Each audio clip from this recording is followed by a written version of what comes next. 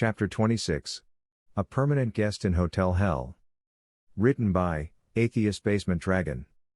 Fast or not, I'd be happy to scatter its ashes into the lake to sink to the bottom, and let the whole city be forgotten forever. Neia said savagely. There was a knock at the door, and they watched as Neia stiffened up. It was unusual for the unflappable woman, so Skana knew something was intensely bothering her. She decided to wait until after this interruption to find out just what that was, only to soon find out on her own. When Neia opened the door, a young female elf wearing chains about her wrists was found standing there, eyes downcast. She stepped into the room as Neia, shocked, stepped out of the way and let her in. Good afternoon, noble guests of the Golden Roan. I am called Ileana, I am. She paused and swallowed nervously, her body started shaking. I am yours for the duration of your stay. If you require nothing of me, I will retire to my corner until you wish me. It took a moment for the meaning of that statement to sink in for Skana, and she went from looking at the trembling young elf, to the stone-faced Neia, whose face was now carefully neutral. Skana's eyes had gone over the room the instant she'd walked in, and some mysteries had been immediately raised, the loop secured to the wall just above the head of the bed, as well as the unusual loop posts at each corner, as well as the large cushion on the floor with the loop secured above it to the wall. At first she had assumed the cushion was for the pets of nobles who stayed here, and the loops were a local artistic flair, but as she understood what the elf woman said, a far darker use for them all became obvious. This prisoner came with the room, an amenity no different than the bed, the chair, or the table. She started breathing hard as the nature of the girl's situation hit home. The shaking female elf seemed unnerved by the silence that her statement was received by, and she said hurriedly, If I am not to your taste, I can fetch another, if you tell me your wishes. The name of the hotel sprang back to mind, and its name, seemingly whimsical at first, suddenly took on a much different meaning. The Golden Roan, the elves were all blonde, a roan was an animal to be ridden. Neia felt sick all over again, and Skana clearly felt no better. CZ sat with her customary impassive nature, but Neia and Skana both knew her well enough now to know that she was unsure of just what was happening. In other conditions, the notion of a naive and innocent maid demon was enough to be laughable, but neither of them felt like laughing now. The shaking of the female had begun to get worse in the silence that greeted her. She had been staring at the floor, but her confusion made her brave enough to raise them briefly, then immediately lower them as she caught herself, only to raise them again and look at the guests' faces. Ileana, please sit. Neia said, only to be promptly dumbfounded when the girl knelt on the floor and sat on the heels of her feet, keeping her eyes lowered and her shaking hands in her lap, so that she could not help but see her chains. Neia promptly glanced at Skana with surprise and uncertainty, and Skana reacted by immediately grabbing another chair and bringing it over to set it at the table. As she did so, Neia reached out and touched the girl's head just above her ear. The woman started to flinch and caught herself, holding stock still for whatever was going to happen. Neia knelt next to her. Ileana, it's okay, look at me. She said, glad that she still had her visor on, because ainz only knew how she'd react to Nia's murderous eyes. Ileana lifted up her gaze slowly, hesitantly at the sound of the soft voice. It's okay, please be seated at the table with us. I promise, no harm will come to you. I'm not supposed to be on furniture except that, for a while. She said, and gestured to the bed. Neia was relieved she had nothing left to vomit. Skana was glad she'd skipped a meal and so had nothing in her stomach to lose. It's okay, we're not like that.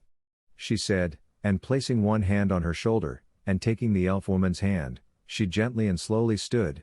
Please, sit with us at the table. Uncertainty wore on her face, but she slowly stood as she was instructed, and sat at the table. She seemed quite uncomfortable, as if it had been some time since she'd done that.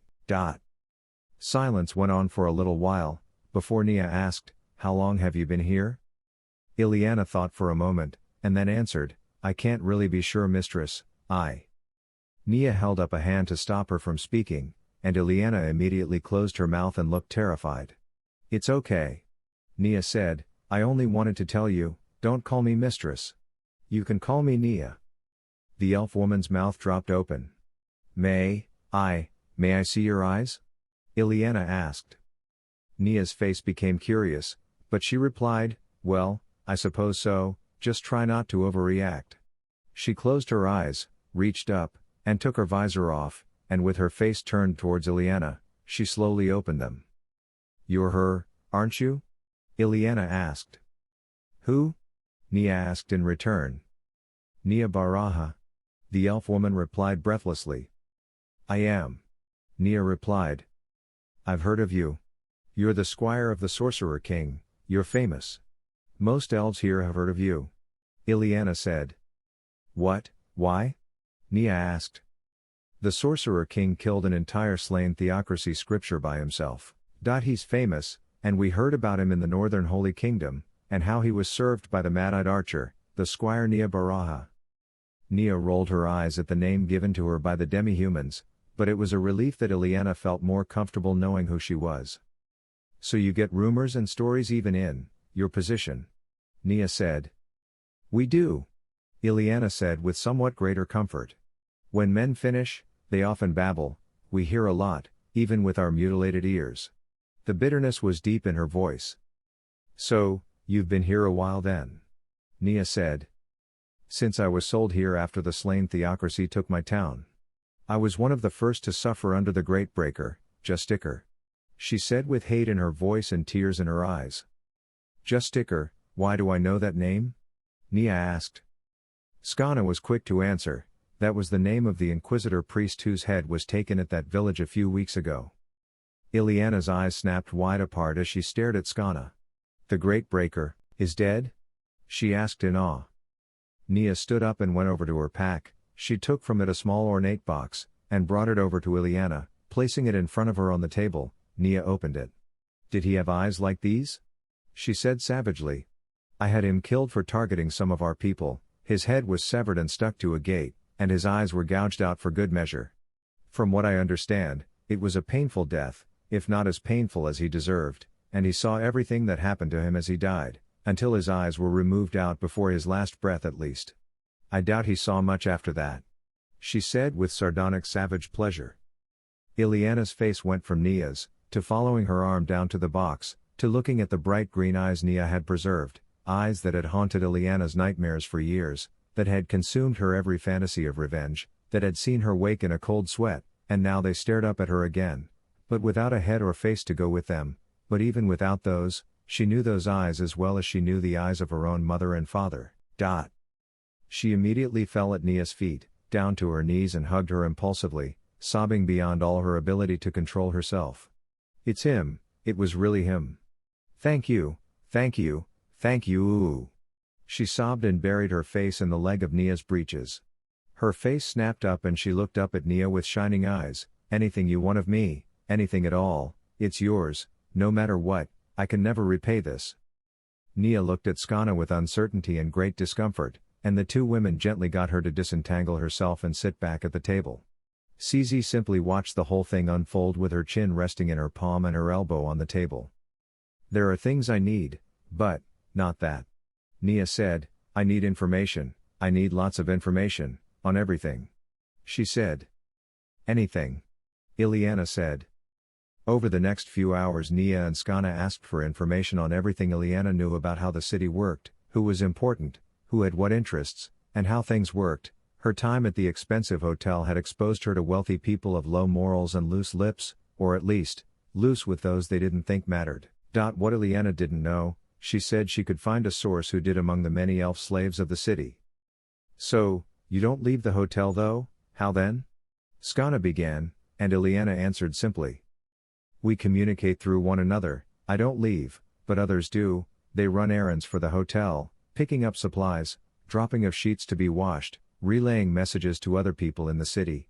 Because many meetings are held here, we often even have some of our own attending to serve the attendees, so there is very little we don't know. We cooperate as best we can, because our lives depend on it. We don't hear much about what goes on in the farming areas, since they'd never let an elf leave the city except for the docks or the mines, but occasionally one of them is brought in and we hear things. Ileana said. Do you cooperate with the human prisoners? Skana asked. Ileana shook her head, almost never. They'd sell us out in a heartbeat to get their own freedom, occasionally we trade in small things, but the short-timers can't be trusted and the lifers are usually dangerous, at least here in the city. I don't know about out in the mines where they're in closer contact. The conversation went on until darkness set in, and Neia said, "That will be enough for now, but there is a lot more we need to know. Black Justice is not an organization known for its tolerance for injustice, and I don't know how long we can stay in this city without doing anything. But we're all tired and can't do anything right now, so we need sleep," Neia said.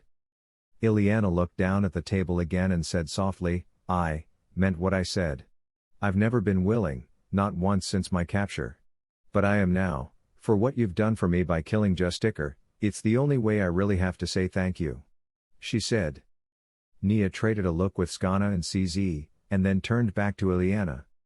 "Help me in what I want to do, and that will be thanks enough. You can go if you want, and return tomorrow morning. We'll have more questions then," Neia said. Ileana turned pale. "If you send me back, they'll assume I wasn't satisfactory and they'll punish me." Neia frowned darkly. "I see. I can use that space," she said softly, pointing to the corner where the cushion was. "You're not a dog," Neia said, emphatic that she wasn't finding that acceptable.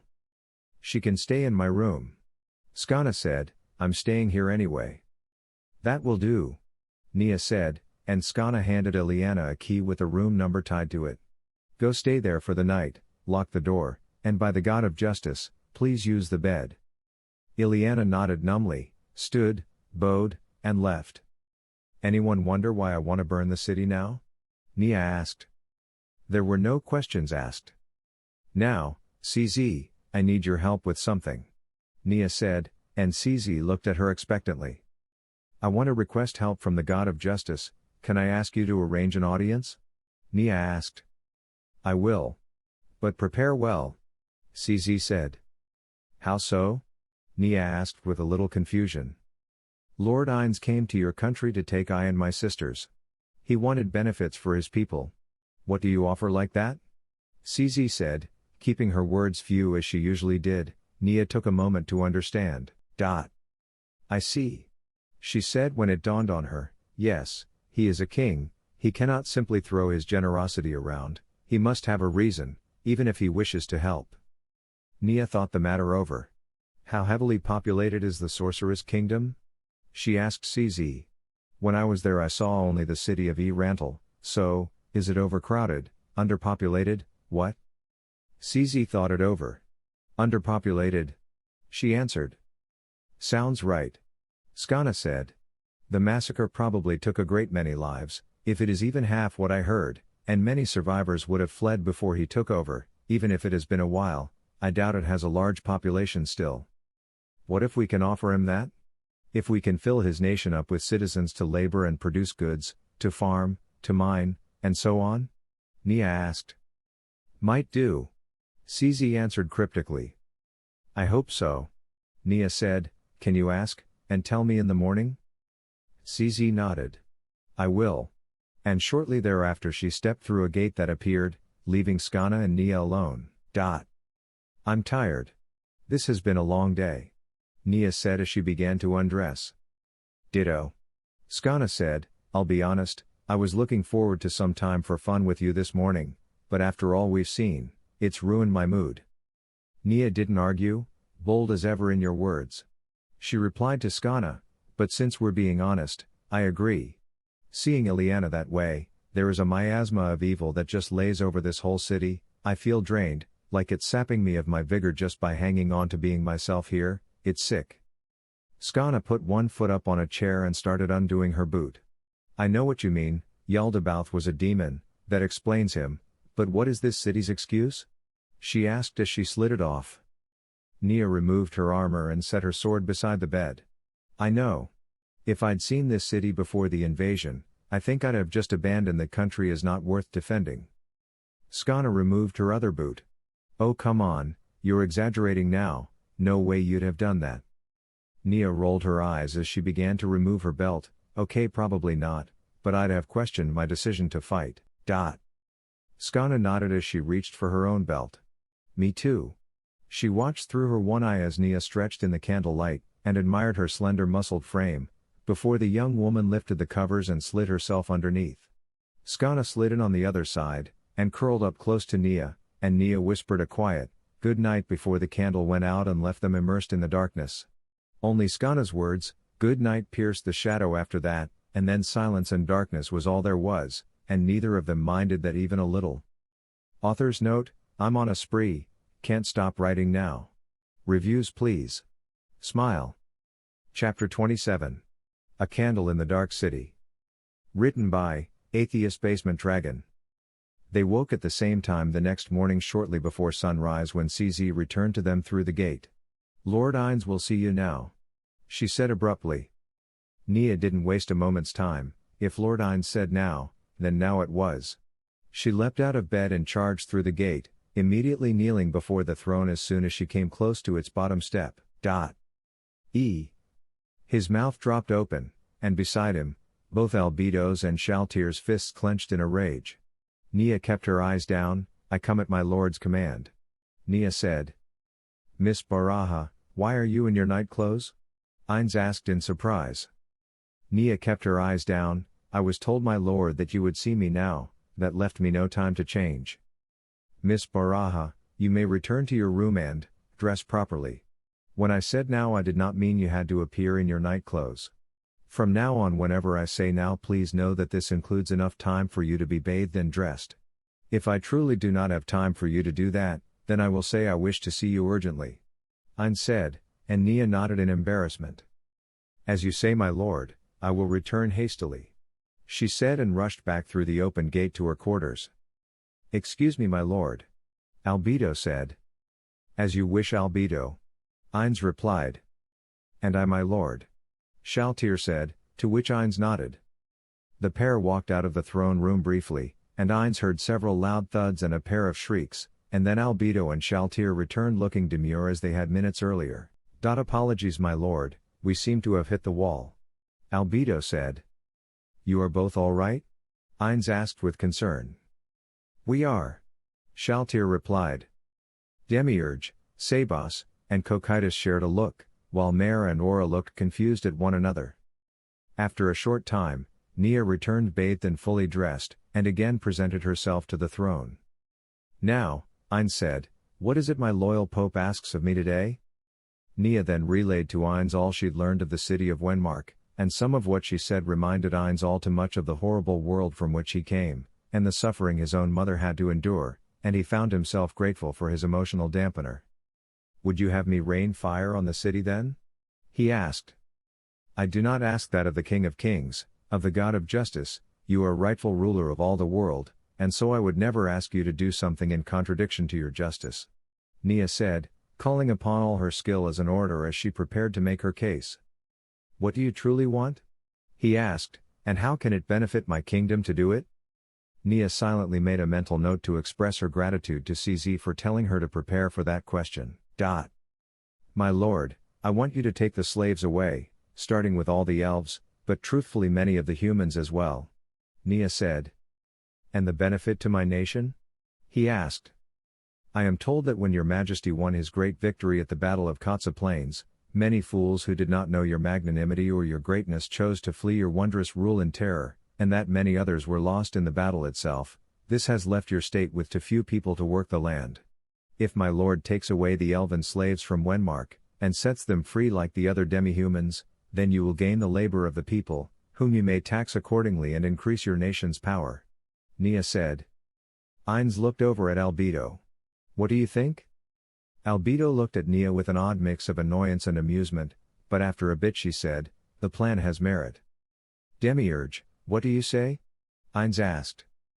"I agree with Albedo, but I wonder about the cost," he said. "Taking them by theft, since these are technically citizens or resident aliens, or at least criminals under punishment in the city, taking them stealthily could be counted as an act of war and aggression, a mass kidnapping of a neighboring country's population. Buying them would probably be easy, however they would not likely sell all of them, and the cost would still be very high," he said. Ainz stroked his jaw in thought, pretending to mull over their words while frantically trying to come up with an option that didn't make him look like an idiot. Frantically he sought to stall. "Neia Baraja, I am inclined to agree with my advisors, however I must know how the elves themselves would feel about that. Would they be willing to come to my nation at all?" If I just took them, or if I bought them, they'd no doubt just see me as another master no better than their current situation, they'd never think of themselves as free, even if I declared them so. Neia's heart beat faster at his considerate and gentle answer, and she was moved by his compassion, even thinking of their well-being and how they were liberated. I can't say, my lord. I had not considered it, forgive my negligence in investigating this subject. She stammered out, and he raised his skeletal hand to stop her. It's all right, anyone can make a mistake, he said. Related to that, what do you know about what is going on in the rest of your country? He asked. Little. She admitted. I heard that a number of copies of our sacred text have been printed. They're holding off on officially giving one to the Holy King until they have enough to send copies out far and wide, and Roble has told me that won't be much longer. Then you have not heard? Ainz said. Not heard what, my lord? Neia asked uncertainly. Your king has informed me that he intends to accept your faith after reading your sacred text, so long as it does not contain anything that would ruin his nation. Ainz said. Neia's heart did joyful backflips in her chest and she could not keep her enormous smile back. That is wonderful, Majesty. Agreed. Ainz said, however, as you know, there is opposition to this and violence may occur. So this is my proposal. If the elven citizens are willing to fight for black justice should war break out, I will see them armed, equipped, and even trained, on the condition that afterwards they migrate to my kingdom. If they agree, I will see to it that the ones who did them wrong are punished for their actions. If they are unwilling to do any of these things, I will conclude they have no interest in my support or in changing their circumstances, and I will leave them to whatever fate decrees thereafter. Ainz waved his palm in front of himself and said, Is this not reasonable? Neia held her smile. It is all anyone could dream of, my lord. I will find out what they have to say, and report back to you soon. Then you may go, Neia, and I wish you luck, and please, be careful out there. Ainz said, and Neia's eyes welled up, I will, my lord, and thank you. She said and stepped through the gate again. When Neia returned, CZ was at the table and Skana was just stepping out of the bath drying her hair. How did it go? Skana asked, and Neia's wide smile said plenty. Very well, thanks to CZ's advice. Neia said. No problem. CZ replied. So now what? Skana asked. Now we wait for Ileana to return. I need her to get some questions out to the other elves. If they're willing, they've got a shot at getting out of this nightmare. Neia said, and just then there was a knock at the door. Neia opened it to find Ileana standing in front of it, eyes downcast, and Neia stepped aside and allowed her in. As soon as the door closed, Ileana looked up at her. Neia gestured to the table where she'd sat before. Please, sit. I have a proposal for you, and for all the elves of this city. Will you hear me out? Neia asked. Ileana looked confused, but hesitant or not, she sat and as Skana dressed, Neia talked, and Ileana's eyes went wide as Ainz Gaun's proposal was presented. So the only question is, are you willing to fight if you're given the means to win, and are you willing to leave here and go live in the country of your savior when the fighting is done? Neia asked. Ileana asked softly, could we truly have a chance? You do. Neia said. The training the Sorcerer King provided me and my people, as well as the equipment he provided to us, made us dangerous enough that we exterminated a scripture of the slain theocracy recently. It cost me this. Skana said, pointing to her eye, but we won. And we won handily too. She finished. So the real question is, are we willing to kill humans, to be free of human abuse? Ileana asked. Yes. That is about the size of it. Neia answered. I can only speak for myself. The underground has no governing power, they can't make decisions for other elves, but if your master provides us with what we need to fight, I think almost all of us will throw ourselves into his service with joy, if only for the real chance of taking one of these bastards down with us. Ileana said with a soft and menacing voice. Then go, carry word around to those who can leave the hotel, have them put feelers out, consider this room to be a place to operate out of. Neia said, and Ileana stood up again and took Neia's hands in hers. For the first time since coming to this nightmare, I have hope for something other than death. Thank you. She said, and went out the door. Neia stood up after Ileana left. Impressive. CZ said. No wonder you follow him. Skana said to them both, that offer was inspired. Neia and CZ gave her an almost perfectly synchronized nod. I have to go out, check our people, see if anyone left last night, and find out if Tynamok needs anything. You two can relax here for now, I promise I won't go anywhere without you. Neia said with a grin, and walked out before they could protest. Neia checked in with the party on watch in the lobby. Only one group had signed out the previous day, and they'd come back in disgust. The rest had thought better of it and remained in their rooms. When she went to the formation, several of those reported buying some of the elves they'd seen, and asked, to Nia's pride, how soon they could get them out of their chains and out of the city. It was pretty clear she was not the only one to feel the oppression of this place. Several others had asked for pay advances because they'd been sickened by what they saw and wanted to use their pay to free several of those they'd seen around the city. They heard a scream somewhere in the distance that punctuated their words, and they itched to draw weapons.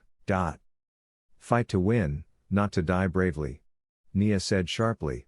She fell the formation out and had them come close to her, and she whispered to one group after another that she had sought the aid of Ainz, and that even while she was out here with them, elves were being questioned by a newly recruited agent within the hotel. If the elves were willing to fight, then Ainz was going to make them citizens of his country when everything was said and done. That seemed to settle them down somewhat. Return to the hotel for now. I'll let you go out in teams to buy elves for the caravan, and I'll ask Tynamok to give you advances on your pay or to let us borrow in exchange for payments from our temple's funds to cover the cost of loans. There was some comfort in what Neia said, and her people filtered back to their rooms. They'd all found elves sent to their rooms as well, and there was a sickening general agreement that the city needed to burn. Neia wasn't about to talk them out of that. When she made her way to the lobby, Tynamok was waiting for her. Let me guess, you need me? Neia asked. Yes. He said. I'm going to be visiting the council, and it would help my presence to have you escort me. He said. Neia gripped her sword tight enough to turn her knuckles white as she contemplated meeting the oligarchy behind this twisted city, but she bit her tongue and ground her teeth together and managed to get out, if that is your wish. It isn't. He said, but it is necessary. He said somewhat apologetically. Should CZ attend as well? She asked. The maid demon of the Sorcerer King? He asked rhetorically. Might be a good idea. He nodded. All right, her too. As they left the hotel, the same elf boy from the previous day approached drawing their horses behind him, his eyes downcast. He held the reins out to them, and it was then that Neia saw that he had a large ugly purple bruise on his face. She paused. She was about to ride away, about to keep her tolerant appearance up, but she felt something snap inside her. She got down off her horse and knelt in front of the boy. Point to the one who did that. She said, pointing to his face. He turned pale, making the ugly bruise look even worse. It's okay, trust me. She said. The boy pointed to a man near the entrance of the hotel, and she whispered, stay here. And held the reins of her horse back out to him. Neia. Tynamok began, but she turned her face to him and took off her visor, and his mouth closed. Just make sure you have a good excuse. He said after a moment. Her cloak flapped behind her and her killing intent was already strong enough that it didn't take the man very long to realize that she was behind him. He turned around and saw her face, but he was more confused than anything else. You've offended me. Neia said with a snarl as she looked over the pampered but, at least somewhat bulky man. He wore silk clothing and expensive leather boots. He also had numerous rings on his fingers and an expensive-looking necklace. What? He asked. You have offended me. She said again, her voice colder than mountain snow. How? He asked. That boy over there attends my retinue personally. You made me look at ugly marks on him, you have offended me, and now you will suffer for it. We do not pay at the best hotel in Wenmark to see bruises. She said, and by now several others were gathering who overheard her rising voice. He moved too slowly. The man began to sputter. Broken and damaged ones tend to do that. She said. See, watch. And before he could say anything more her fist plowed into his nose. My dose, you broke my dose. He said, unaware she'd pulled her punch a little to keep him conscious, so that he could feel what happened next, which was her palm striking his ribs, cracking several first on the left side, then on the right. Followed by a punch to his belly button that crumpled him and brought him to his knees. She spat on his face, and drew her hand back, and began to slap him across his face with the utmost contempt. Tears formed in his eyes and obscured his vision of her, but his mind held the terrifying vision of her eyes nonetheless. Marks offend me. Your weakness offends me. It is very unhealthy to offend me. She said, each sentence punctuated by another slap until he toppled over on his side as he flailed his hands and arms in a futile attempt at fending her off.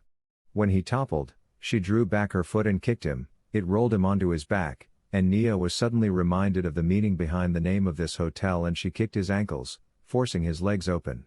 Never, ever, offend me, Neia said, and she brought the full force of her strength, which was greater than that of a platinum-ranked adventurer, down between his legs in a brutal stomp, prompting a scream that had people go silent for a long way around her, before he passed out. Neia looked at the gawking people who had stopped to watch. Someone make sure this shit doesn't just die right here, she said, her voice clearly conveying that she did not care if he died or not. Oh, and do pass the word, Black Justice is staying at this hotel, and we are offended by seeing marks on anyone that might serve us. There were a number of swallows, and Neia was quite sure that the rumor mill of Wenmark was as busy as that of Yanyana, and within hours the Golden Roan would find its guests being much more gentle, or at least, not as obvious.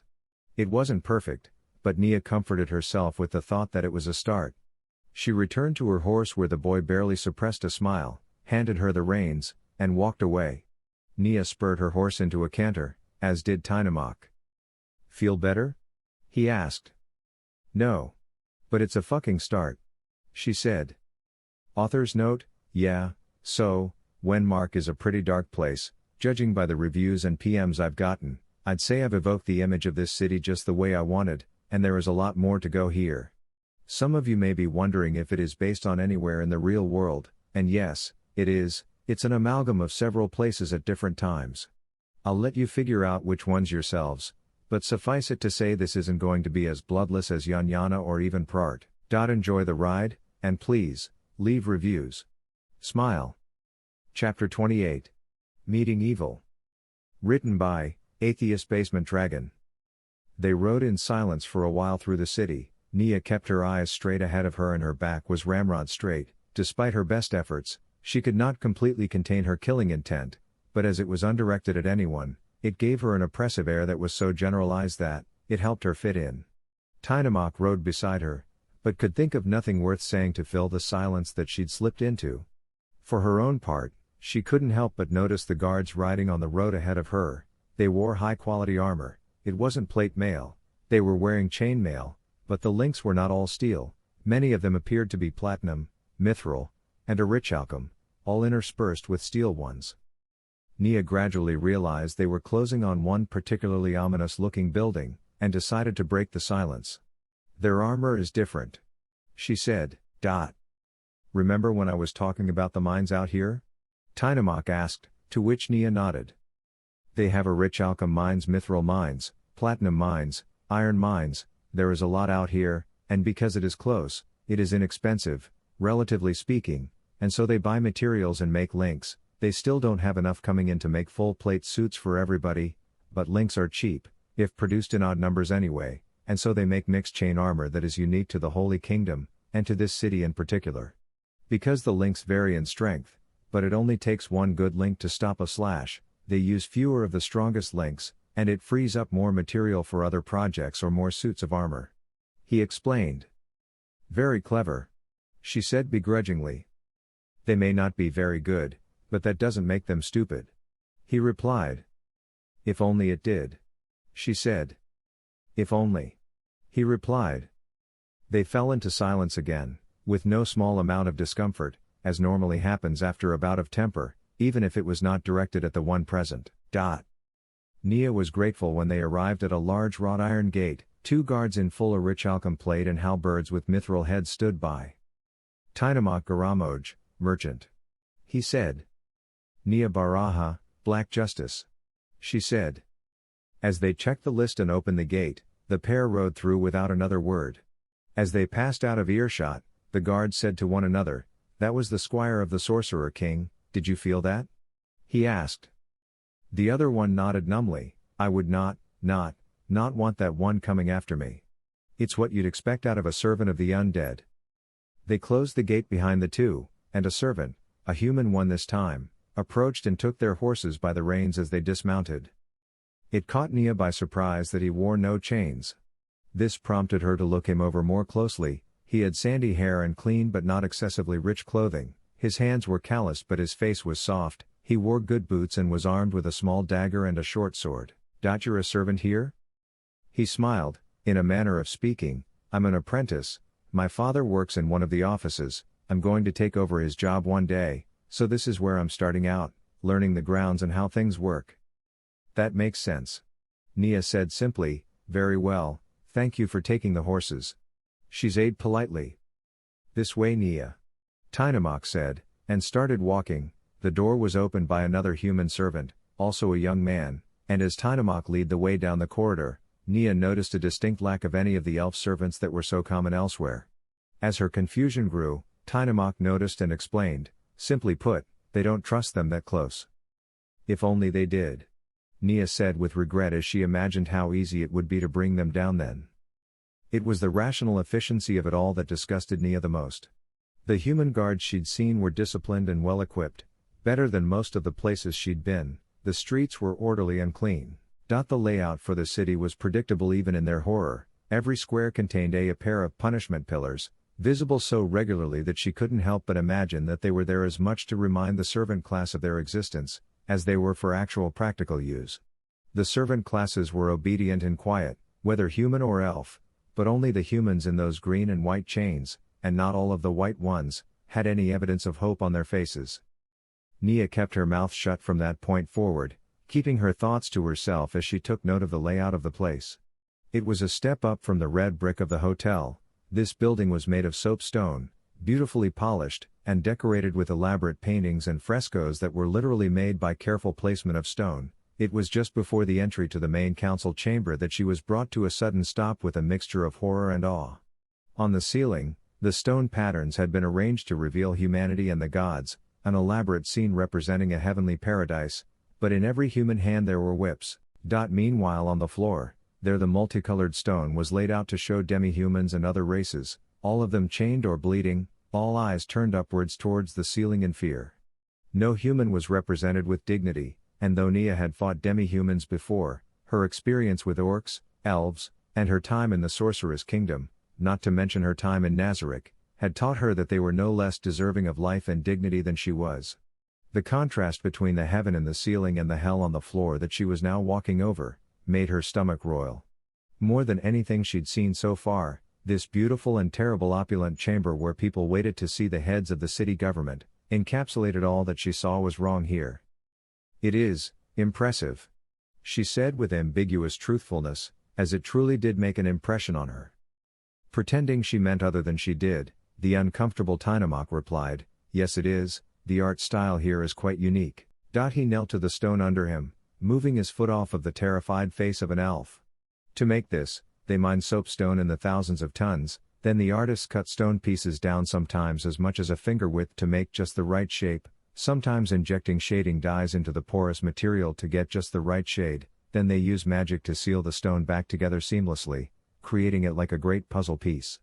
The floor underneath us is probably no more than a finger's thickness and is laid over cheap granite, and I would say that the ceiling is done much the same way. "It's all very impressive," he said, putting the same meaning into the word that Neia had, by way of his tone of voice. In front of them there were two enormous bronze doors.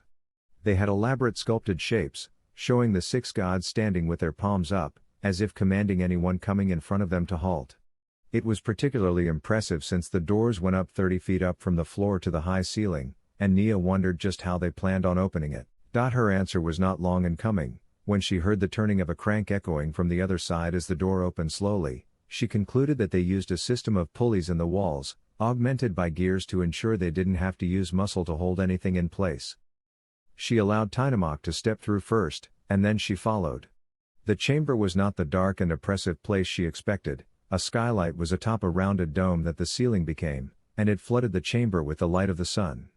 The seating was very high. She saw that the chamber went from being a flat surface at the door, to about 3/4 before the other side of the room, and there it became a stairway that gradually moved around the curving side of the room, which led to a large platform where a black stone panel rested.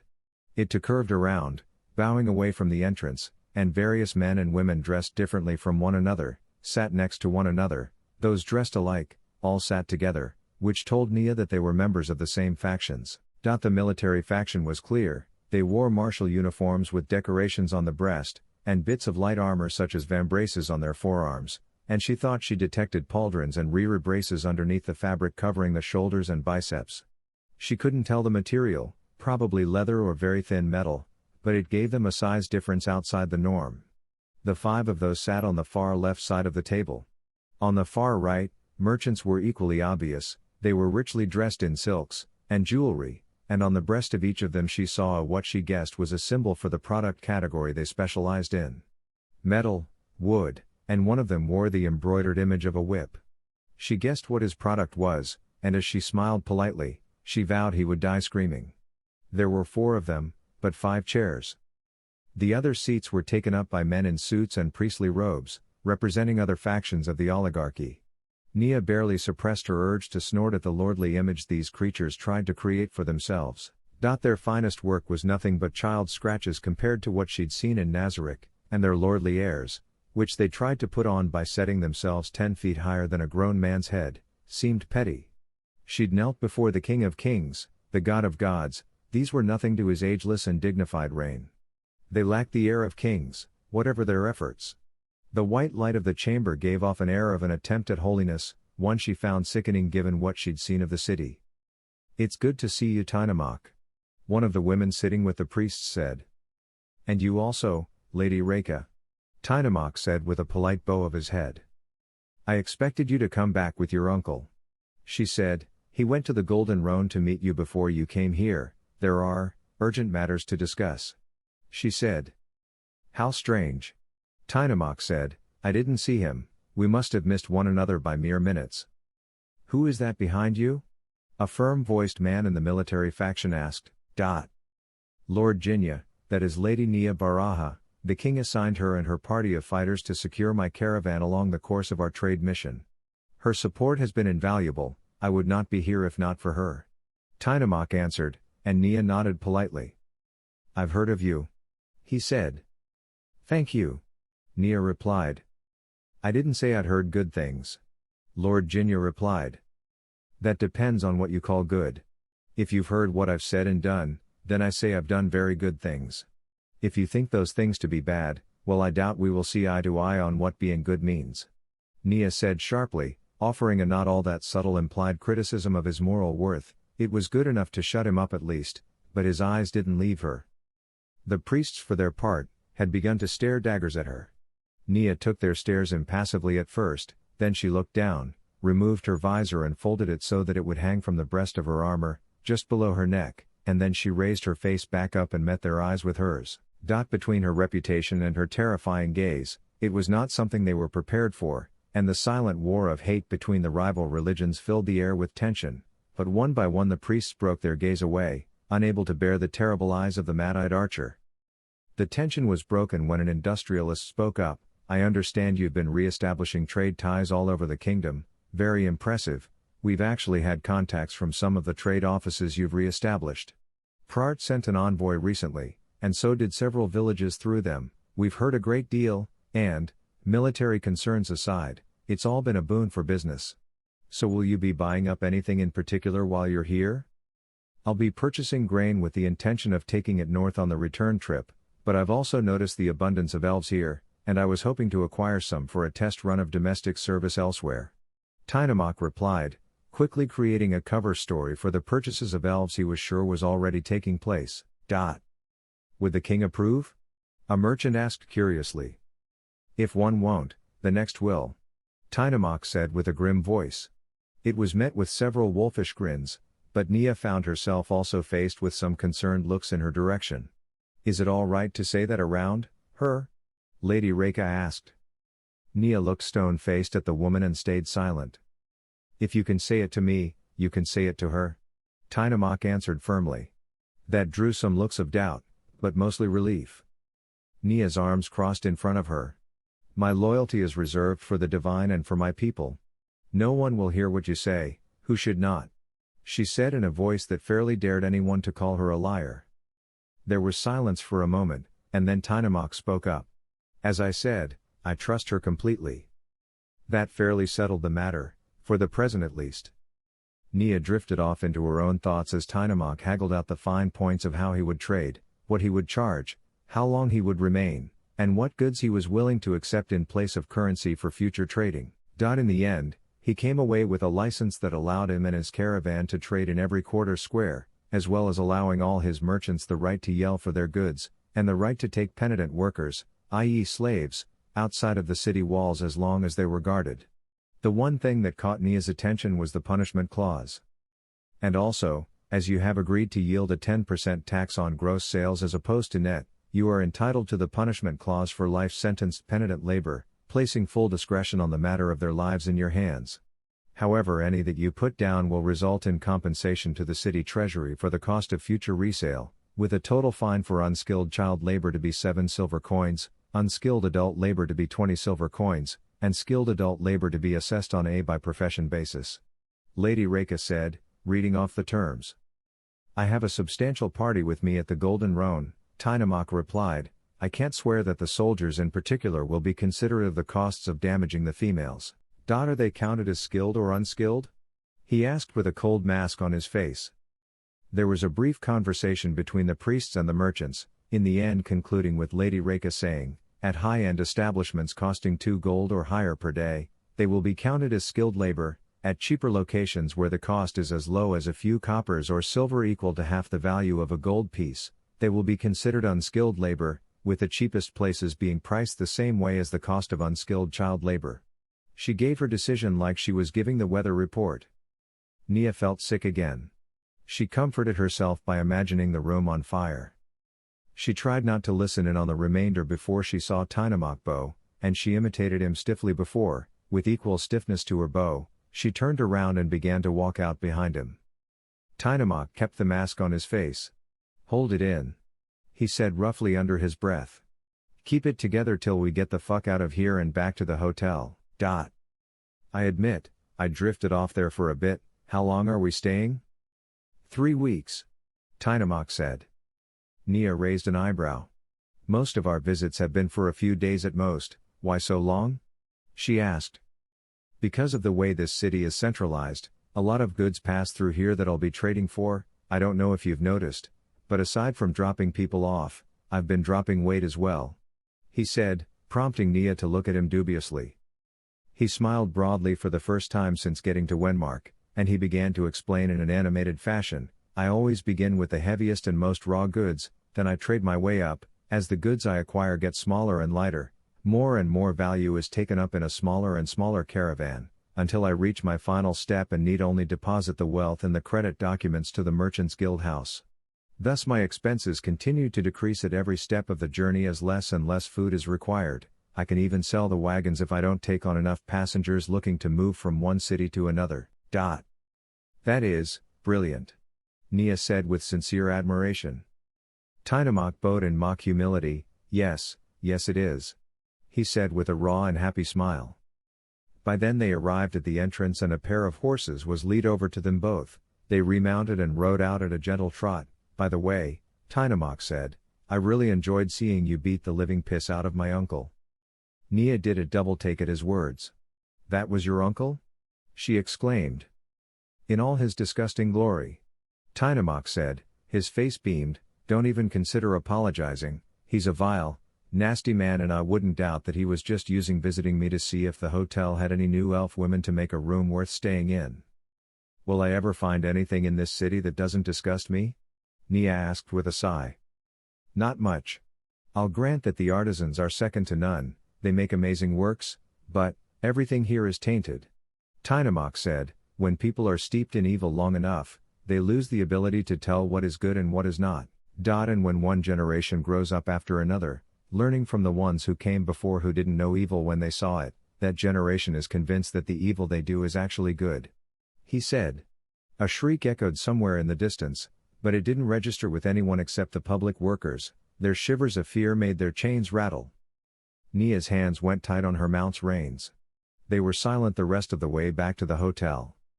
When Neia entered the hotel lobby, bade Tinamak a productive day and went immediately up to her room, she found Ileana, CZ, and Skana sitting and waiting for her. She closed the door behind her and locked it, then moved smoothly over to the table and took her seat.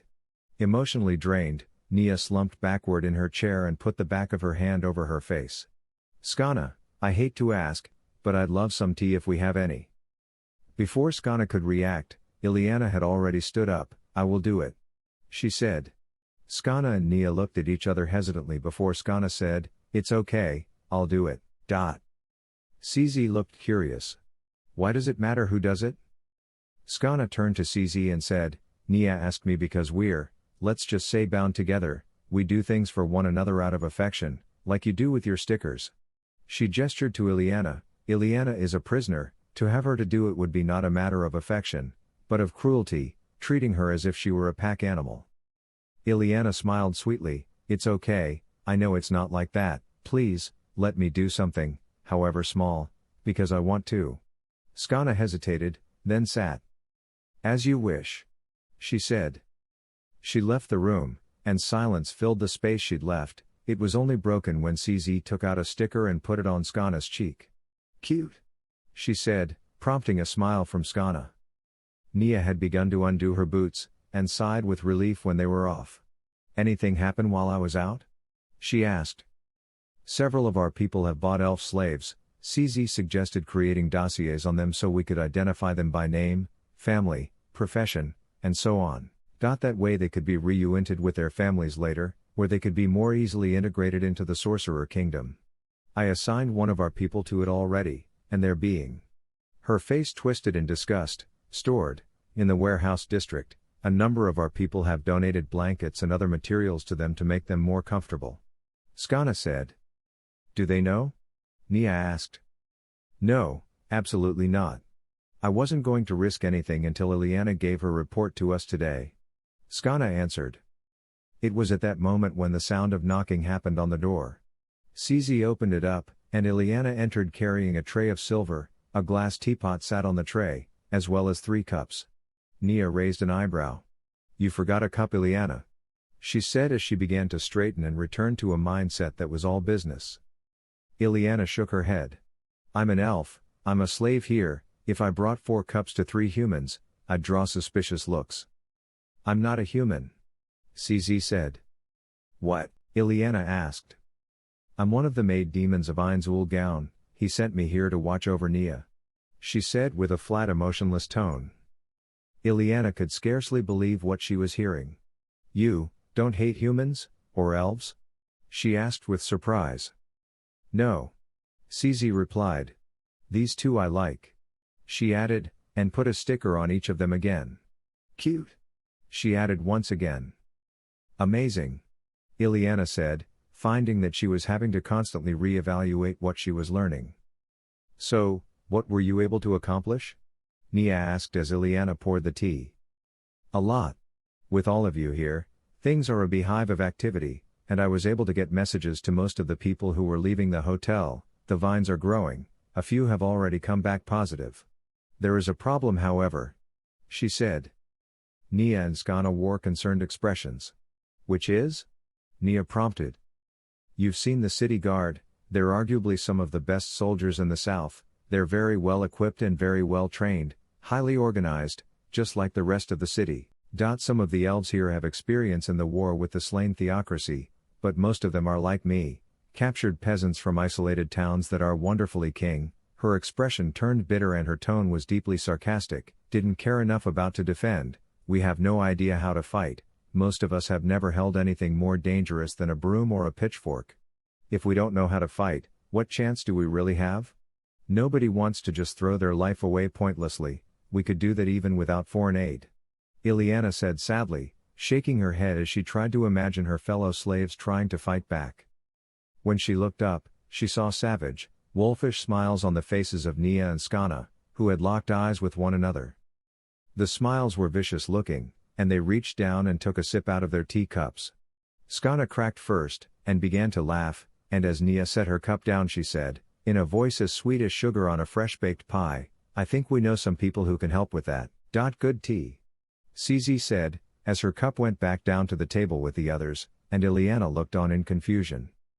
Author's note, the build-up begins. This particular story will be on hold for a few days while I write chapters for the rest. Well, sort of on hold. I've already written the chapters, I'm just not going to add them until I've gotten more on the rest done. Thanks to all the well wishes for my friend in the hospital, he's doing fine, came out today, he's on bed rest for the next 2 weeks and has more pills than a Pfizer factory, but he'll be up and about in no time. I'll be doing some short branch stories, just a handful of chapters, to detail the events through the eyes of Blue Rose, and memory and a message will be brought up to speed as soon as I've uploaded the chapter detailing Caspon's assassination. I will be doing a bit of a time skip in Wenmark. I tossed out some material I'd written for it as redundant, so don't worry, you're not going to be sitting through 3 weeks of general dislike in this vile city. Smile, it's enough to establish the place and lay the events out so that I can bring matters to a head. Thanks again for reading. And of course, please review. Smile. Chapter 29. Q&A Intermission. Written by AtheistBasementDragon. Just the Q&A chapter. I was going to hold off on this, but now is as good a time as any. I think I got all of them from PM and in the reviews for all the stories. Apologies if I missed yours. Q. Why the short chapters? A few reasons. First, sometimes a point simply feels natural to stop it before transitioning to the next stage. Second, it allows for more frequent updating. Third, it allows me time to tweak a few things here and there. It takes less time for me to edit along the way. Fourth, the story structure actually benefits from this. The flow of the story is the chief dictator of the length of the chapter. A segment that is slow-paced can take a period of days to go through, where one portion feeds into the next. By contrast, when a chapter is fast-paced, it makes more sense to get it all out in one go. My longest chapter was, I think, 11,000 plus words. That was The Fall of Prart. Originally it was set to take place over several days, with Detective Neia Holmes uncovering corruption and conducting covert operations to bring down the whole rotten edifice, but I threw that entire story away. It just didn't come out right no matter how I worked it. Neia is still young, she's passionate, she doesn't have the innocence she had before the war, but her fanaticism, power, and passion made immediate action more natural, so that story came out in one go. Others just work better with frequent breaks. Q. Why the branches? A. I like a world to have depth, to not take place in a vacuum. These branch stories let me show the world through different eyes and show how the world at large is reacting to events, and shaping them through their own, giving, if I'm doing it right, a more dynamic and natural feel rather than just the protagonist having stumbled into something or enemy action simply seeming contrived as mere plot devices. Plus, world building is fucking fun. Smile. Q. Did X story influence the ideology here? A. I think it is reasonable to say that masks they wear had an influence on this, though how much is hard to say. A lot of influences are at work, but the way that story matured ainz 10 years into his time in the New World, was especially impressive. All in all, I suppose it's the way I see ainz himself, as a traditional king, ruthless yes, but not evil for its own sake, and the direction he'd grow in, while trying to be responsible. If I did a story set 10 years after the conclusion of this one, I think that would end up a lot like the version of him represented in Masks, so I probably won't write that story. That author has already done too good a job. Q. Has Neia's talent grown stronger? A. Yes, this was illustrated in a chapter after this question, but to answer it again, yes. She can now influence people beyond simply those who have undergone trauma. Now, she doesn't control their minds, she can't just turn someone against everything they believe in. But she has the charisma to take charge and get people to listen to her who are emotionally lost and in need of direction. She inspires people to do what she wants because they want to, especially after she does something significant to change the world they know. This is why she was able to drive the disillusioned priests and paladins of Prart who survived the riot, to follow her guidance. Had they not been disillusioned, shocked, and disgusted with their orders and themselves, to the point where they didn't know what to do, they might not have listened, and had her power not grown, she could not have convinced them. But constant practice has let her take her ability a step farther than in the past. Q. How strong is Neia? A. Depends on what you mean. She's uniquely powerful with her archery, Her ability to direct an arrow and to put magic power into her shots makes her one of the most dangerous humans in the world, with that particular weapon. But she's not that great with a sword, averaging her out, between her training in Nazarick, items, experience, and innate abilities, she's roughly on par with a mithril-ranked adventurer. But, if all she had was a sword, no items, and was facing a mithril-ranked adventurer decked out in appropriate level equipment, who is good with a sword, she'd definitely lose. In ideal conditions with her weapon of choice and innate ability, at a distance she could pose a threat to some adamantite adventurers. After all, at a bow shot away with an arrow you can't dodge that is imbued with power from the ultimate shooting star, that'd present a problem to most figures. In the lane her bow killed, what was it? 50 in one hit or something? And she managed to hold out against a large number of them for a considerable period of time. So, not really a black and white question. Let's just say don't expect her to take on Remedios with a sword and win, but don't expect Remedios to be eager to take on her bow at a distance. Q. Do you even have time for sleep with how many chapters you are writing? A. I sleep about 4 to 5 hours per night. That is plenty for me. 6 if I'm sleeping in. Q. What did the Guardians think of a human stealing from ainz, and how's ainz going to play it off as his master plan? A. They're not what you'd call fans. Lol, the rest would be spoilers, so let's just say you wouldn't want to be Count Hander any more than you'd want to be the Baron. Q. Why not do all the side stories you asked for preferences on? A. I plan to actually, some as one-shots, some as multi-chapter stories, that was just to see what people liked best so I could decide what to do first. Yes, I can write what I want, but I like all of them, so, why not let the readers cast the deciding vote? What is a writer without a reader? Smile. Q. Why did no one question Neia's authority to pass judgment in per art? A part of it was because of the growth of her evangelism ability. I alluded to this in a much earlier chapter, but another part of this was a result of the public exposure of the corruption of the temples and the city government, and since Neia was the one who overthrew it, well, people rarely question the winner's decisions. These particular men were emotionally lost after what happened, and with her ability as an evangelist she could speak to their need for redemption. If that wasn't clear enough, I may have to go back and edit the chapter of the fall of Prart to detail more about their emotional state after its fall. Q. What does the BD in your charity's name stand for? A. It stands for Better Direction. Q. How often will new chapters come out? A. Between daily and semi-daily. Expect to never wait more than a week before one or more of these stories is updated, and if it is that long, expect several updates in quick succession. Q. Are all the citizens of the theocracy constantly indoctrinated, or is this brainwashing performed only upon the scriptures and special agents? A. It's a deeply entrenched cultural norm. Based on the lane representation, militancy and faith is imbued in the whole society. Q. What happens there to produce this fanaticism? A. This was chiefly answered in The Waiting Never Stopped, but if you want to skip that story, short version is childhood education. As someone once said, give me the child till 7, and I will give you the man. Q. How pre-planned are your stories? A. Very. I detail a story arc outline, then under each arc I create sub-events, which may have other small sub-events. Then I study a subject on at least a surface level if it is relevant, then I write the story and release it.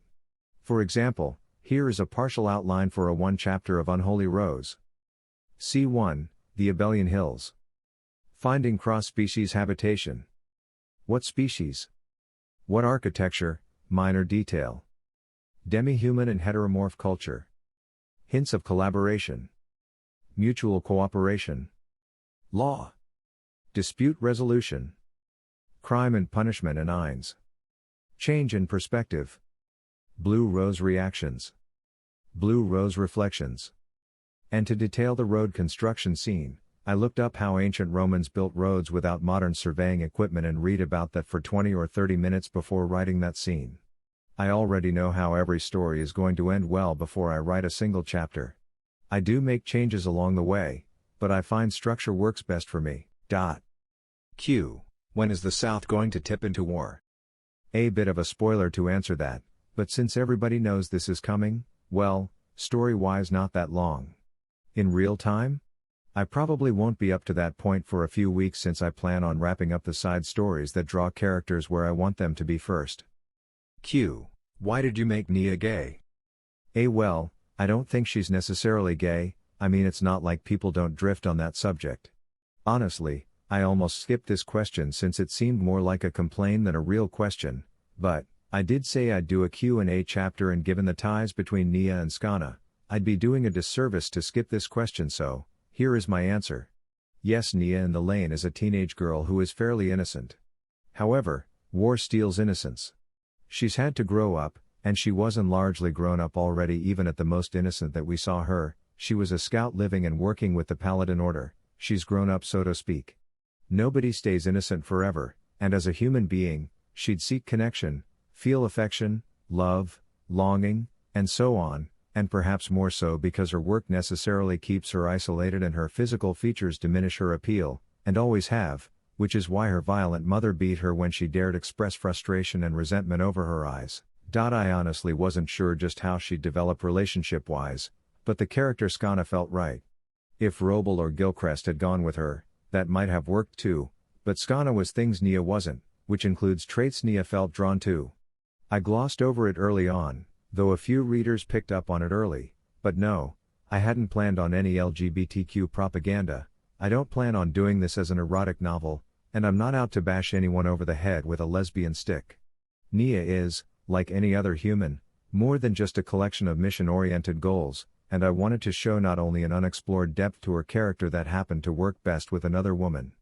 If someone is anti-gay or something, I am not writing this story to change their mind, but if they're okay with a story that opens with a skeleton grabbing a succubus tits and have no problem with talking hamsters and lolicon vampire monsters, doesn't seem like two women liking each other should be beyond anyone's ability to suspend their disbelief. Smile. So, there is that answer. Q. Could potions or others outside of the temples heal the guilty in Yanyana? A. Yes. The following chapter actually mentioned this as an illustration of the bias of the city's judicial system. Q. When will all hell break loose? A. Guesstimate? Probably around chapter 50. Depends on how long some chapters are. Q. In chapter 21, why would ainz do something so reckless? A. I didn't see that as being excessively reckless. I thought it would be more reckless to do nothing and give the appearance that he can be challenged without consequence. Q. Why don't you use amnesia spells or mind control magic? A. It's a bit too overpowered. There might be instances of manipulation, but taken too far it just ruins the storytelling element. Q. If ainz tells Neia about his true personality and all of his secrets, would she still follow and worship him? A. Kind of depends on how far that goes.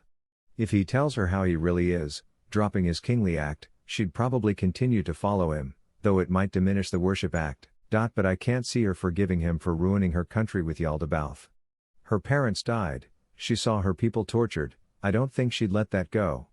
Maybe if she thought he'd only held off assisting as a test, but not if she found out he was behind it. Q. How long does it take you to write a chapter? A. Between 30 minutes to 1 hour on average if you discount prep time from research and outline construction. A few have taken 2 to 3 hours broken up over the course of a day before an evening release, but most don't take that long. Q. Will Wenmark burn in holy flame? A. Bit of a spoiler it'd be to reveal that. Just don't buy property there. Smile. Q. Will Blue Rose visit Wenmark? A. I almost didn't answer this, but, fuck it, it's not really a spoiler so much as something to look forward to. Yes they will. Q. Will Wenmark be the last city Neia will impose her justice upon? A. Honestly, probably. I have 2 more city visits in mind, but I may cut those from the outline as events are drawing more to a head. It would make less sense for her to be away from the center of the storm at a critical time, so those might get trimmed.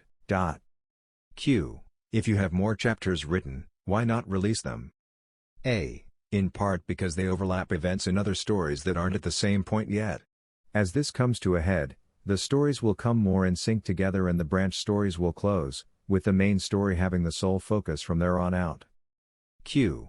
In The Queen and the Sword, will Gustav's admission to the skeleton earn him a pardon? A. I guess this isn't much of a spoiler. Bottom line is, yes. I think ainz would forgive loyalty, probably not greed, but loyalty? He might be moved enough by the memory of his friends to forgive that. Q. Would Gustav betray the kingdom and side with Remedios? A. Not really, no. To save his commander once out of loyalty? Sure. To sit by while she goes on a killing spree targeting innocent people at large? No. The bonds of war are not lightly broken, but everything has a limit, and Remedios, as you're probably seeing now, has crossed it. Q. How the hell do you write so much? I already have it in my head, and have an outline beforehand. Outlines are my favorite tool. I think most stories that go completely off the rails do so because the authors write organically and lose focus. An outline that gets more detailed as I go makes things much, much easier. Know what you want to write before you really write it, and it's very simple. Q. How will other demi-humans see ainz? A depends on how he takes them over. To Neia he is justice because that was how he presented his focus, and it is what she adopted. Demi-humans that value strength will probably see him as a war god. I may do more future stories about taking over various demi-human groups, and each one would probably lead to some variations in how he's understood through the lens of their cultures. Q. What do you do for a living? A. I'm currently on active duty military as a result of being reactivated for the reserves. They have me working as an instructor at Fort Bliss where I train soldiers and civilian contractors in various subjects such as combat casualty care, weapon handling, via a simulator called an EST, and a few other subjects. But in my real civilian life I'm a project manager overseeing software development and modification for the Department of Defense.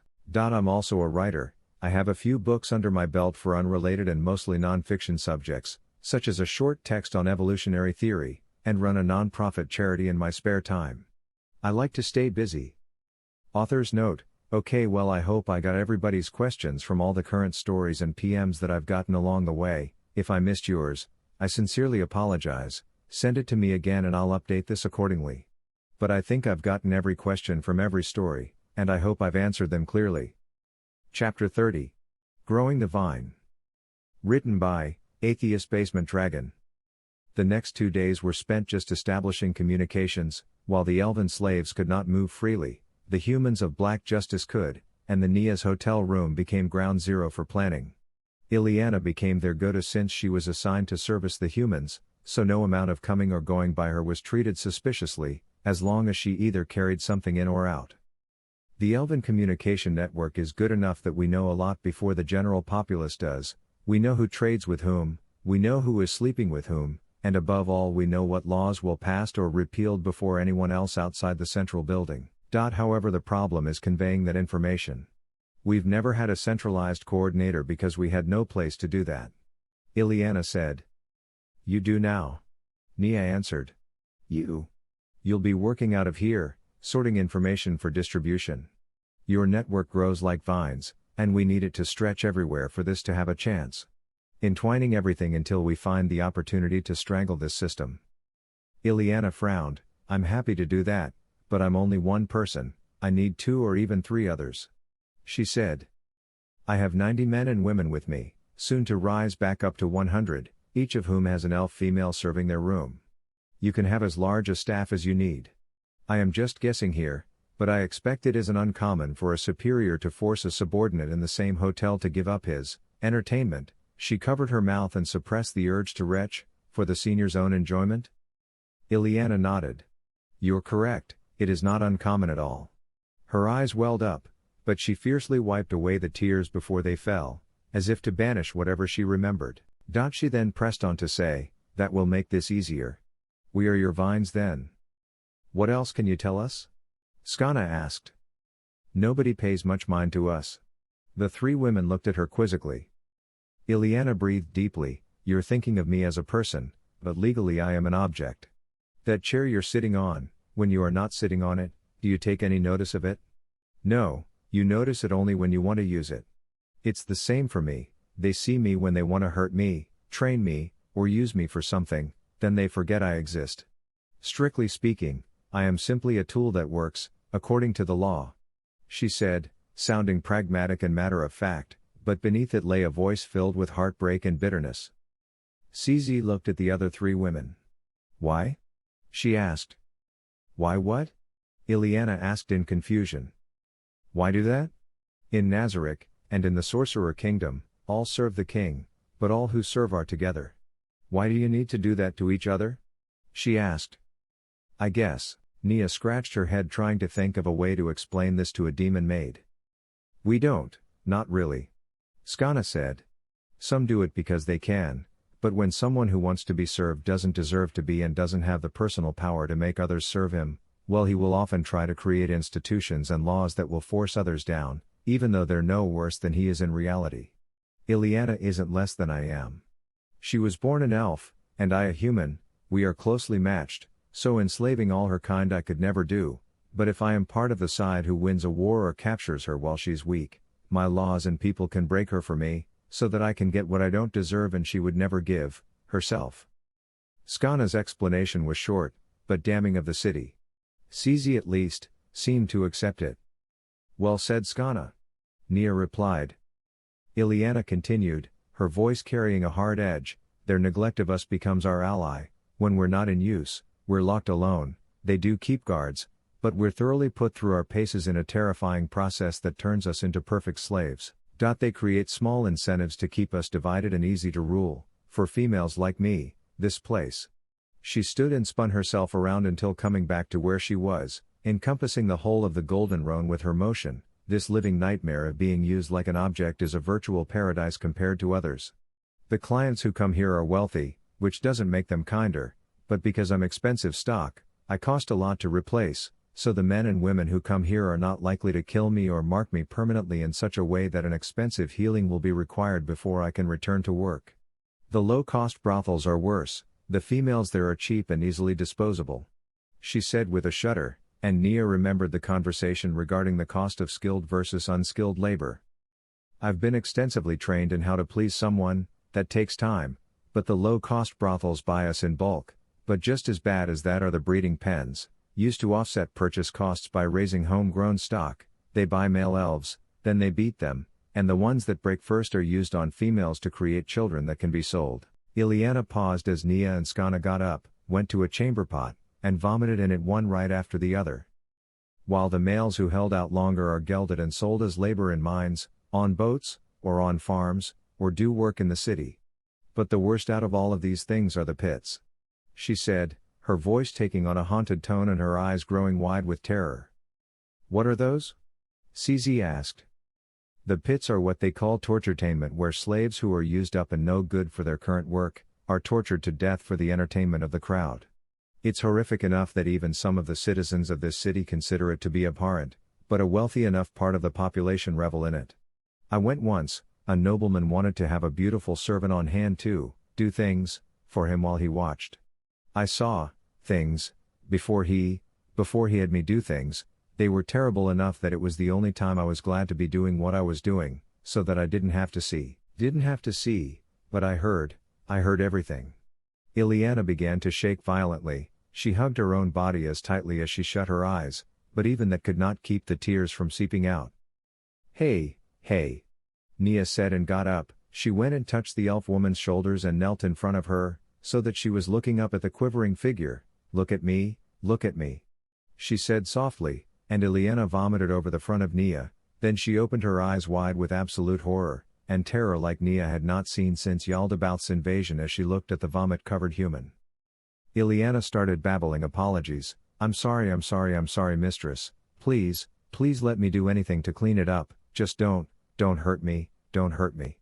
She began to sob, her lovely eyes wild with terror as she imagined what could be done to her. She dropped to her knees and searched desperately for a rag before wildly grabbing her own long beautiful blonde hair and wiping at the vomit she'd expelled. Neia was in shock for a moment, but recovered just as the desperate slave started to wipe at the rather nasty substance with her hair, shaking and crying as she did so, and Neia responded to this by shaking her roughly enough to get her attention.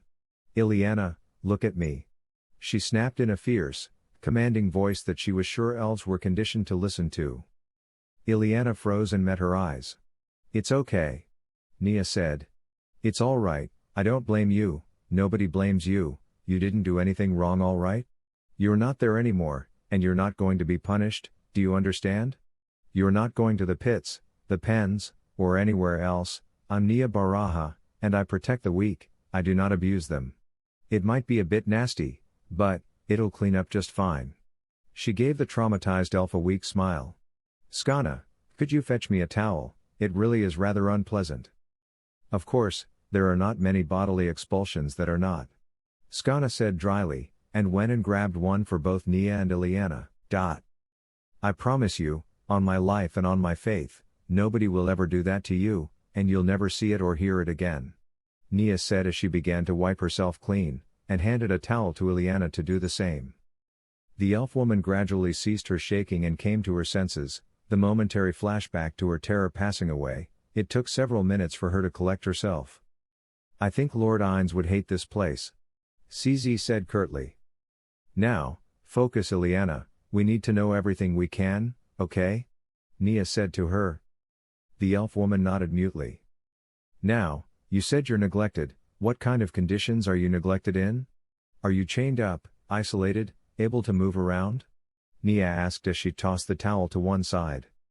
Ileana set hers aside and said softly, we're kept locked up in pens down below, it's dungeon-like in its security, but we're expensive, so we're treated a bit better. There is running water to keep ourselves clean, herbs to heal the injuries done by people here. She gestured around to the bedroom. We are provided with makeup, and basic cleaning equipment. The scraps of what human guests finish are brought to us to eat, so the food isn't even that bad if you don't mind eating what someone else has chewed on and taken bites out of. We don't have beds, we get bed rolls to use. And the guards? Skana asked her. The customers fill out comment cards at the end of each stay, and the females with the lowest satisfaction rating are sent to the guards' barracks for practice. I went once. She started shaking violently again. I won't survive a second time, I won't. But that is all they come in for. After that, they don't come back until morning to open the door to let us out to go to new rooms. Neia held Ileana's hands and waited until the elf calmed herself down. That gives us an opening. Neia said softly. What? CZ asked. Can I ask Lord Ainz if he can do for the elves here as he did for Black Justice? Neia asked. If they are given the time and training we had, then they could fight for their freedom and win. Neia said. CZ went quiet for a few minutes as messages were exchanged, with CZ asking for help as Neia asked, and waiting for replies. The rest of the room remained quiet, sensing important issues were at hand, until at last CZ turned her attention to the three women. Lord Ainz has gone from Nazarick to inspect his domain in Rantel, Carney Village, and the Empire, and the Lemurian paradox story. He will be gone for some time. Also, much of the recently made rune-crafted gear has been directed to his army under General Enri Emmett and General Zeruusu Sasha. He will spare some equipment for you however, when you are ready to receive it. He said if you can wait until he returns from his obligations, he is willing to offer some of your elves the training you request. It will have to do. Neia said softly. Ileana, the other females down below, are they willing to fight? She asked. They are. She said, if there is a chance, then we will take it.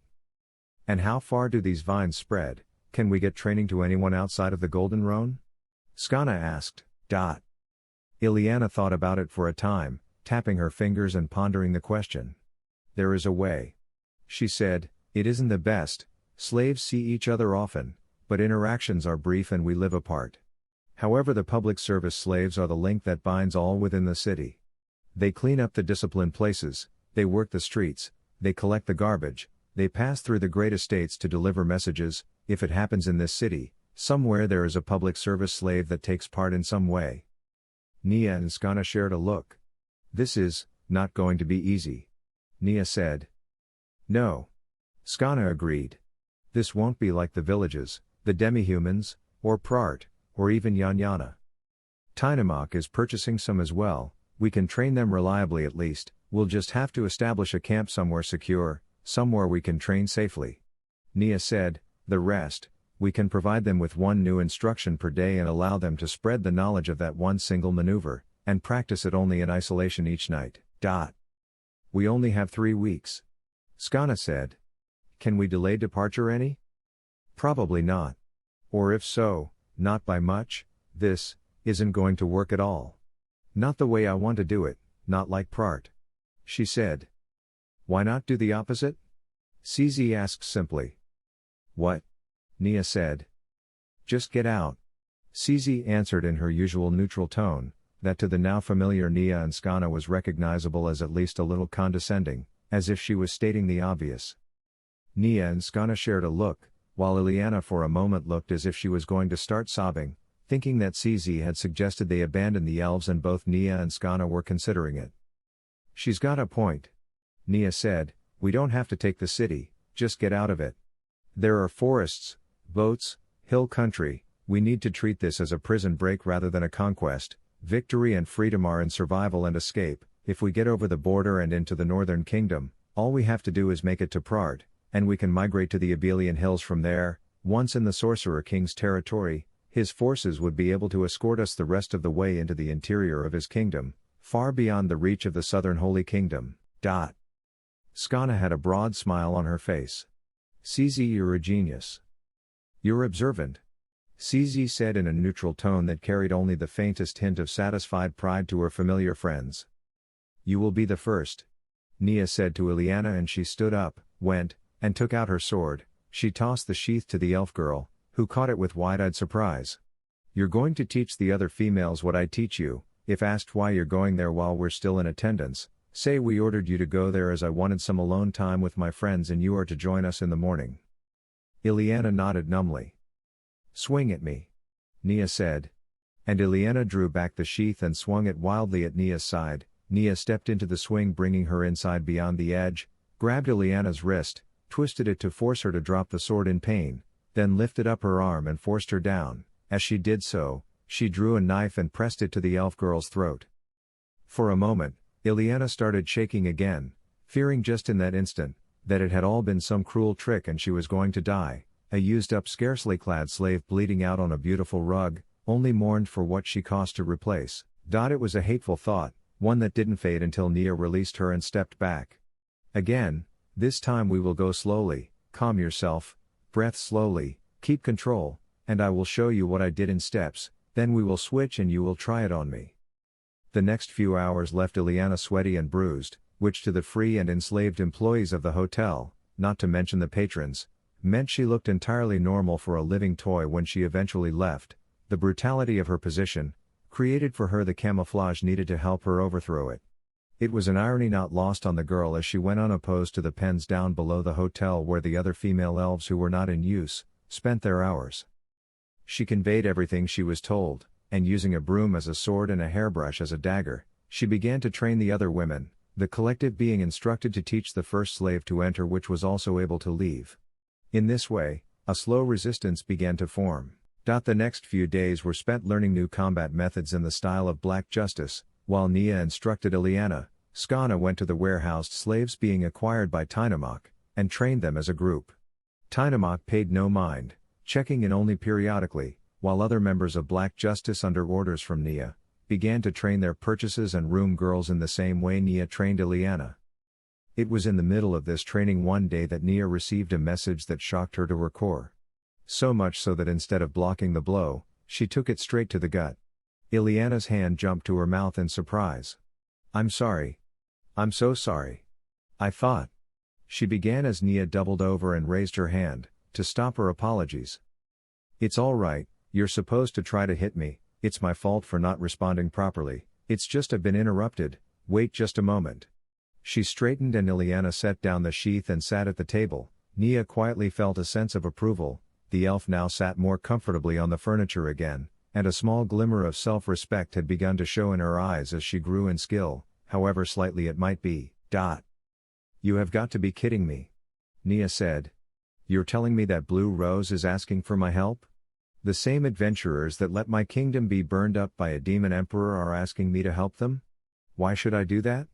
Yes, I know they did point us to the Sorcerer King. Oh, they're on a contract here protecting the Sorcerer King's followers. Yes, that does rather change the equation. Alright, Roble, yes, a gate, it'll take too long to get there by foot or horseback. Keep your fangs on, I'll be ready to go to Kedon in minutes." Neia closed the communication with a sigh. Ileana looked at her curiously. "I have to go to Kedon," Neia said with a heavy sigh. "CZ, can you take over with Ileana for me? I'm taking a gate there, I should be back within a few days. If all goes well, I'll have an adamantite team in my debt, and that can't be a bad thing," she said. "Can't?" CZ said. What, why? Neia asked incredulously. I guard you. CZ said. Neia rolled her eyes. I won't be in that much danger. Enough. CZ said. Neia sighed. Ileana, please wait here. When Skana returns, have her pick up where we left off, and please explain to her that I'll be back here in a few days and that I'm sorry for the abrupt departure. I have to go to Ketan. Take care of yourself, Mistress Neia. Ileana said softly. Just, Neia, Ileana. Neia said with a smile. When I'm truly free, Mistress Neia. Ileana said with a genuine little smile. Oh, and tell Skana I'll miss her, and not to worry. Neia said with a little smile. I will, Mistress Neia. Ileana said, and she stood and began to practice the sword-swinging motion Neia had taught to her. A few minutes later, she'd gathered a few things, taken out a gate scroll and then stepped through it into a place in Ketan's history. For the events of Ketan, see the story Unholy Rose. Author's note, well, that concludes the first update to Godrising in the last few weeks. I know, it's short, but this seemed like a good place to end it for now. I had planned a longer one, but there is some material I want to revise in the stuff already written, and I figure this will do as a start anyway. Look for another chapter in a day or so, and also the Lemurian Paradox has just been published, the first short chapter anyway. If you enjoy this story, you'll probably enjoy my branch stories as well. Memory and a Message will be updated soon. Had planned to do so tonight, but the business of living got in the way, so you'll have to wait. And as always, if you want chapters, I want your thoughts, so, fair trade, right? Smile. Oh, and you're going to ask for longer chapters. Well, I might combine them at some point, but shorter ones are easier to edit and I'll update more frequently. You can turn pages, you can click a button. Trust me, this works for me, and makes it easier to produce for you. Smile. Chapter 31. On Making Plans and Murder. Written by AtheistBasementDragon. When Neia left abruptly, Ileana found herself sitting alone in the hotel room. She'd been in many such rooms over the years, but she'd never really paid any attention to them. It was, after all about the guest. Now that she was alone in it, however, she noticed it was actually a very lovely place, with only the loops for ropes or chains and position bedding indicating it had a far more sinister purpose. Part of her had to wonder though whether it was the room that was changing, or if it was herself. Even the scant training she'd been receiving had been changing the way she saw things. Humans who remained at the hotel might as well have been gods before, at least in the eyes of broken slaves. They held the whip, they held the power of life and death, they might as well have been gods. Now though, she saw them differently, the obese slovens, the ugly faces, the way those weaker groveled and conducted themselves with simpering servility to their wealthier superiors. As she grew stronger, even by the smallest increments, she found herself thinking less of her abusers. She knew to keep her eyes downcast to hide the spirit of rebellion growing within her. However, there was no question that she could never go back to the way she was. She could never see them as being so powerful and terrifying and superior again. She'd die first. She stood up from her chair and went to run a bath. Very few hotels had something as complex as running water, and she wondered which spells were responsible for it, but regardless, she was grateful to whoever had done that much. The bath ran with hot water and the marble tub began to fill up. She sighed deeply and removed everything she could from her body, and then she stepped down into the sunken tub and allowed the water to subsume her. She enjoyed the warm sensation and reached out for the soap and began to clean herself. She was grateful for the knowledge she was gaining. However, despite her long time in human service, she retained the traditional elven love of cleanliness, and for once in her life she did not have to rush things. She could simply soak and enjoy it. She lay back with her arms wide and eyes closed and sighed contentedly. She must have lain that way for a while because she heard Skana's voice in the bedroom. Neia, I'm back. CZ? She called out, only to receive no answer. The fruit of long habit blossomed again and Ileana responded quickly. She dashed out of the tub and knelt with eyes down in front of the woman without so much as drying herself. Mistress Skana, Mistresses Neia and CZ had been called away by urgent business to a place called Ketan by someone named Roble. She said something about Blue Rose requiring her assistance.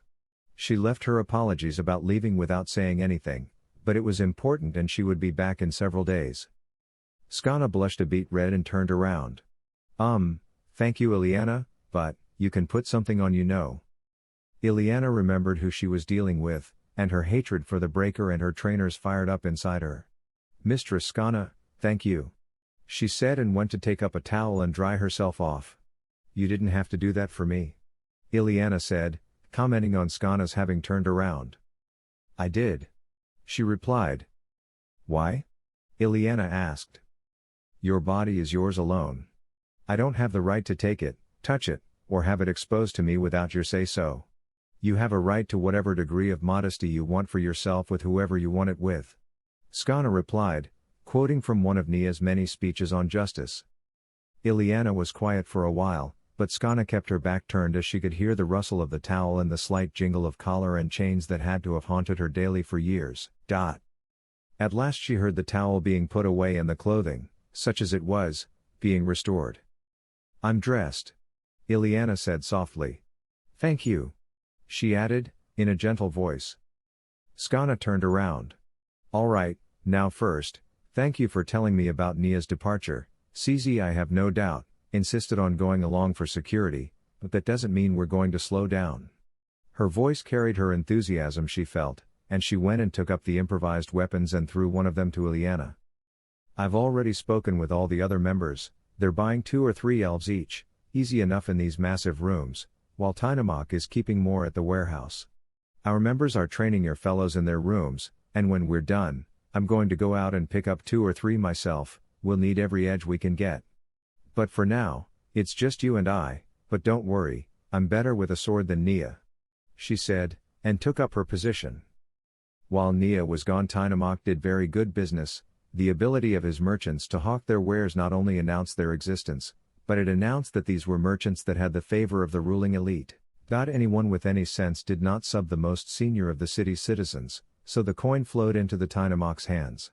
He made a point of investing his coin in weapons and armor, and when he mingled among the merchants at the guild he talked about the instability in the north and the way things had been going there. It was then that he learned of the actions of Remedios Custodio. He was sitting in the Merchants Guild Hall, a highly refined place with smooth polished darkwood tables and chairs, a gold inlaid bar on the left near the entrance, and an excellent kitchen in the back where food was prepared by the most highly trained elven slaves. Beauty hides poison. He thought to himself. He looked around. He saw what others around him clearly did not, or did not care about if they did.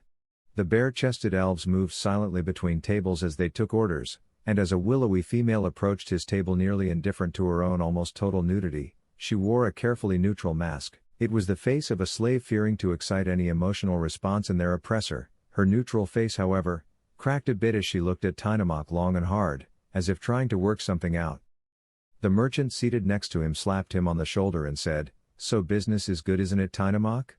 The man had obviously had a few too many cups of red wine, but Tynamok went along with it with some disguised discomfort. "It is Remble, it's been very good indeed." When the man said Tynamok's name, he saw the recognition across her face, a moment of awe, before it was carefully replaced with the neutral mask again. Tynamok kept his own face neutral, but he gave the girl a single wink to let her know he understood he'd been recognized. The vines had spread. "What may I get for you, masters?" the elf asked in a voice carefully modulated to draw the least amount of attention necessary. Tynamok had been here before. He knew how best to minimize their pain when he could not relieve it. The trays the elves carried when loaded with drinks would be attached to their chests and secured to their weights, requiring very careful movement to avoid spilling. The weight of the tray determined the amount of pull, and thus the pain they would endure.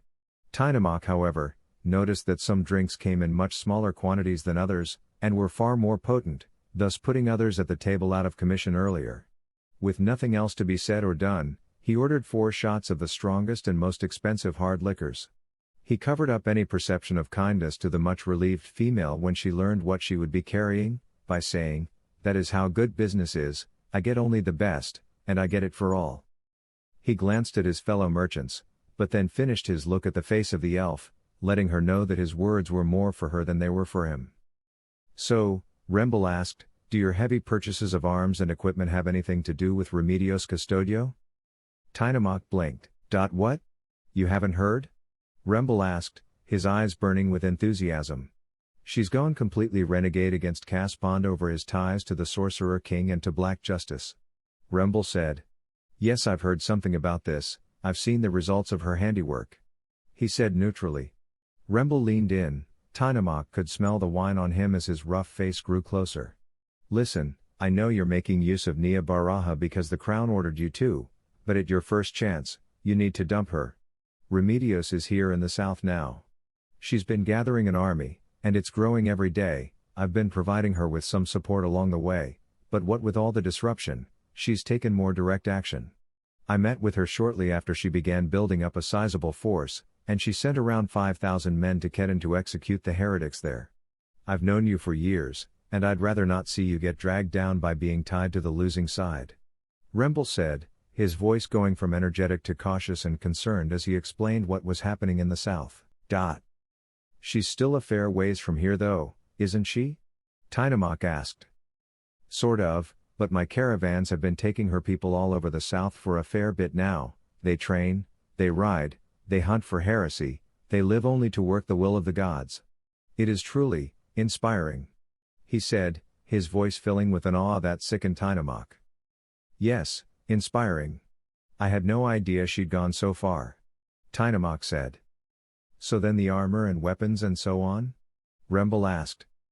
Tynamok paused and looked the man over. He'd known Remble for many years, and he wasn't all that different than the way he was years ago.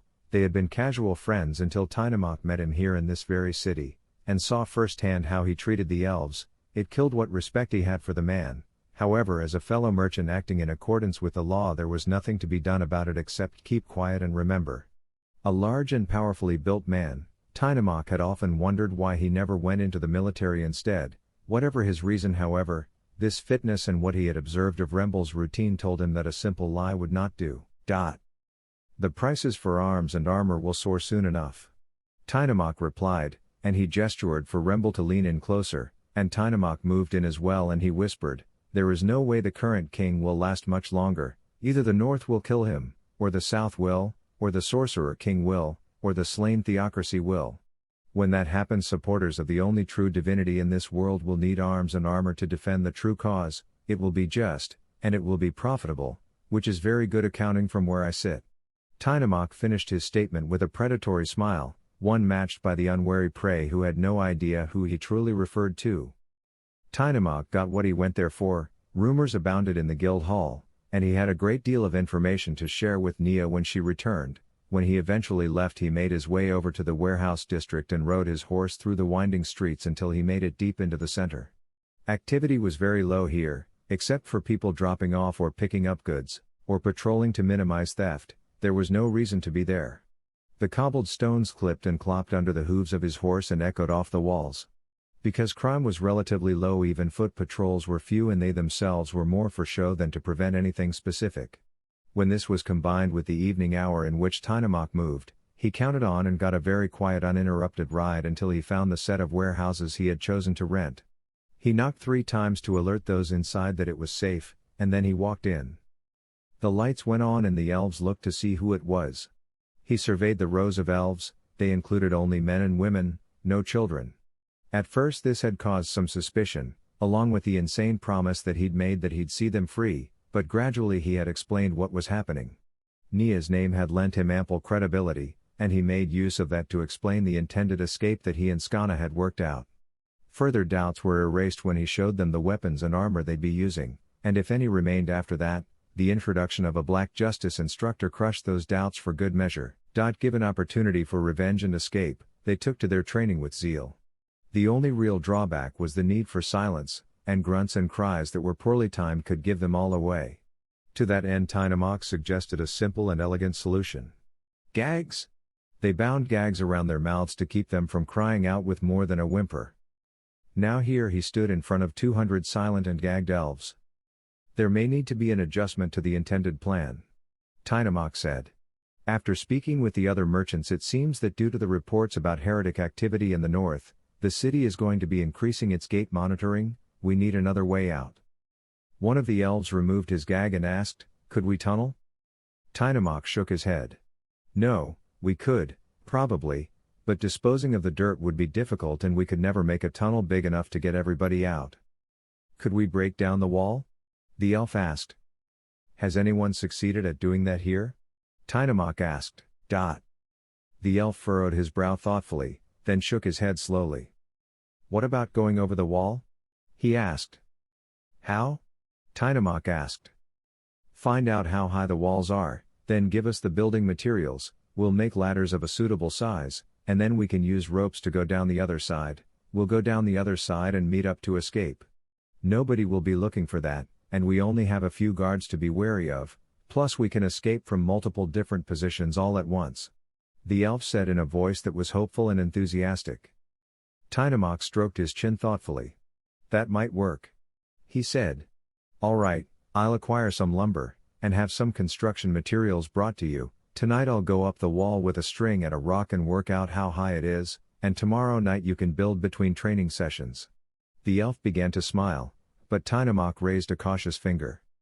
We will do this, but this city's guards are the best I've seen, they're dangerous, and you have only a few weeks to prepare before we have to act. Whoever volunteers to buy time for the rest, had best expect to die in these streets, he said seriously. The elf's face turned red with hate. We die every day in this city, we die in their torture rooms, we die in their bedrooms, we die bound and whipped in their streets, our very lives are a walking death, endured only in the hope of someday seeing all this end. Whoever volunteers for this is different from those who do not, only in that they give their last death a meaning through someone else's life. We are prepared for that. Tynamok gave him a grave nod. I will return when I am able. He said, and left the warehouse as the elf put his gag back on. Tynamok rode silently for a while. Gathering the materials he needed was easy, just a brick and a string tied together. Drop the brick, hold the ball of string, and when it hits ground, cut the stretched out strand, measure the distance, and make a ladder tall enough to lean that high and ropes a few feet longer. Easy. When he had what he needed, he went to the nearest tower, keeping the small brick in his pocket tied to the string, and he went up the stairs. His footfalls echoed along the walls, but this was unimportant. After all, he was one of the most important merchants in the country with direct ties to city leadership. Nobody would question him.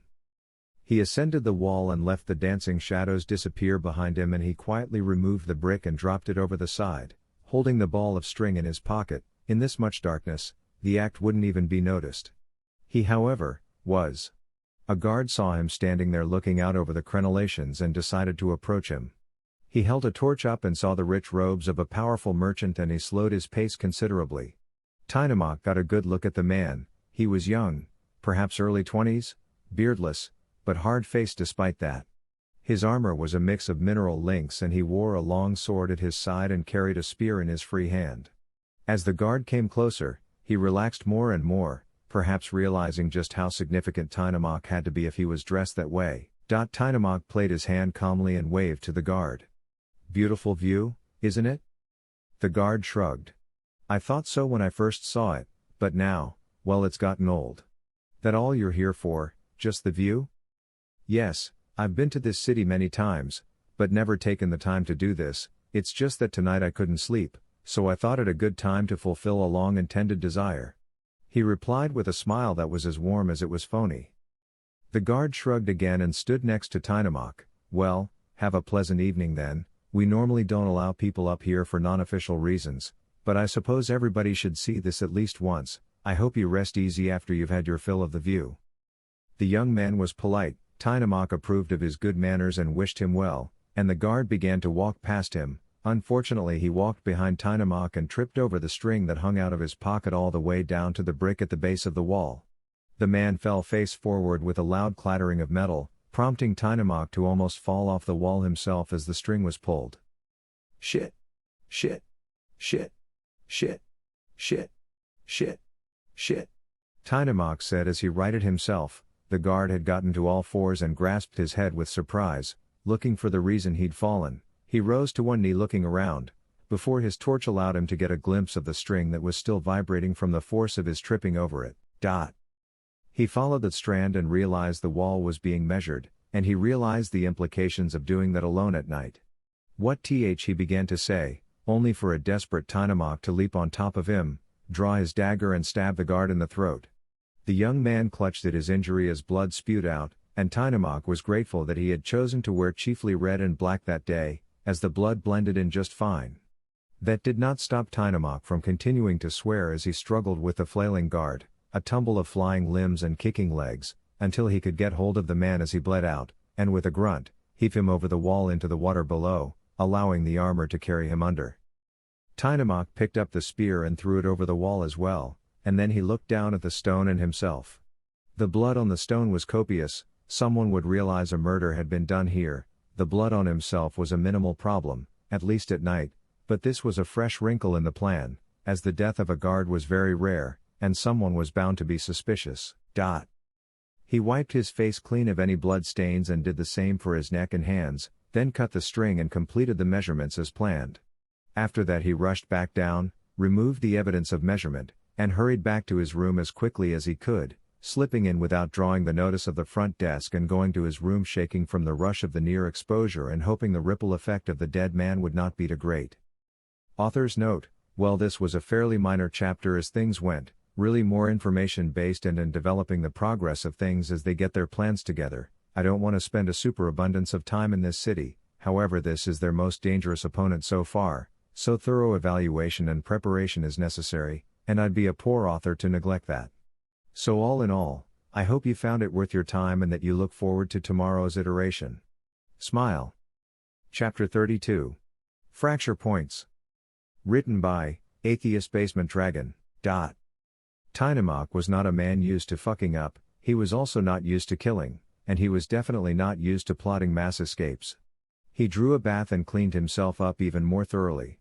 Though his current dress would hide blood well, he was not a man prone to reckless chances, so he stripped and began to cut the clothing apart into strips, then the strips into squares, then the squares into even smaller pieces, and he repeated this process until no square was larger than the nail of his thumb. After that he drained the tub and kept the water flowing, and one by one he dropped the tiny patches in to be washed down the drain, until none were left. When his elf attendant eventually arrived, Tynamok sent the female immediately to Neia's room to summon Skana to him. When she arrived, he quickly explained the events of the evening, all the way up to the murder and the measurements of the wall. He was still shaking with anxiety from having killed the guard. He looked down at his hands from where he sat, shaking his head. I can still see the blood, I swear, everybody will know, I'm fucked, I'm totally fucked. He said softly. Skana however was a veteran of death and remained cool and calm. She touched his shoulder and said, look at me, Tynamok. He gradually raised his face to hers, he looked into her one good eye, and she continued, nobody was there, nobody knows, and they're not likely to find the body anytime soon, and even if they do, they have no way to trace it back to you. But you're in no shape to go out today, stay here in your room, I'll send a black justice fighter to keep an eye on you if that will make you feel better. Yes, that. He said softly. And we'll handle everything from here. I'll get the elves in the warehouses started making ladders and climbing ropes, and we'll be ready to get the fuck out of here in no time. It's still very, very early, nobody else should be awake yet, or I found the man missing, so I have time to at least sort of fix this. Just stay here, and do not leave, not for anything. She said. He nodded grimly and just went to the bath and ran the water again, and held his hands under the rushing torrent without moving, waiting for the non-existent blood to disappear from his haunted vision. Skana was no fool, she was quick to act, she rushed out of the hotel as quickly as she could without drawing attention to herself. She made her way to the tower Tynamok mentioned and climbed the stairs as quietly as she could. The darkness had been her ally on the way there, and it remained on her side as she got to the top. Nobody had found the brutal scene yet, so she took out some coins from her pouch and laid them down quietly in the blood, carefully staining both sides and leaving only a few. Then she lightly dropped her money pouch into the stain on its side, staining it with blood as well, and then took out some higher value coins and dipped them in the blood, then put them back in the pouch. She shook it lightly to spread the blood around inside, then took out a cloth from her pocket meant to clean her blade, and dipped it in the blood as well, and then she rushed back down the way she'd come. She walked the streets for a while searching for a target, and fortune favored her when she came across two guards whose route seemed to be taking them past the site of Tynamok's murder. She felt a brief pang of conscience about what she was about to do, but that vanished when they pointed to one of the punishment places and laughed as one talked about how a particularly buxom elf woman had screamed there the other day. She crept up behind them and took the bloody cloth, and then slapped it to the back of one man's shoulder as if she just happened to overhear them, and shared in their laugh. They glanced at her briefly in surprise, But seeing that she shared their demonic humor, thought her only an idle passerby, and she for good measure said, "Oh yes, I saw that, the way she bounced around like a ball, it was hilarious, those big ones are always the best sport." Skana said, suppressing the bile in her throat as she forced out the vile words and hated her own sadistic laugh. It was fun to watch, the guard said, I even paid a few coins for a go with the whip. I wish I could have done that. Skana lied, sadly beer costs money, but screams are still free. She said and prompted some good-natured laughs from the hearts of darkness she was chatting with. Will you guys have a safe patrol? She said, may I pass by you? She politely requested. Of course. The guard said, happy to oblige someone as sinister as himself, and as she went around the other guard she palmed the bloody pouch of coins and dropped it softly into the guard's kit, and slapped him gratefully on the back with the palmed bloody cloth. Skana gave them a wave as she walked past them and into the darkness, then she turned down an alleyway and was out of sight. She threw the cloth into a sewer grate as soon as she was alone, and made her way back to the hotel before the sun rose. The alarm was raised in the city when the sun crested the hill and the next shift came and found the bloody spot on the wall and the guard from that evening missing. The investigators quickly concluded it was a robbery and called together everyone on patrol that evening to see if anyone saw anything. When the two Skana had encountered were called forward, they described their evening in uneventful terms when the guard standing behind them said, "Wait, why do you have blood on you?" They appeared confused and the investigators' eyes narrowed. "Seize them and show me." Weapons snapped down and the two men protested, but when more of their fellows arrived they had no choice but to acquiesce, and they were turned around for the investigator. "Yes, you both do have blood on your clothing, and it's not even dry yet." "Why?" he asked. "I don't know," the first man said.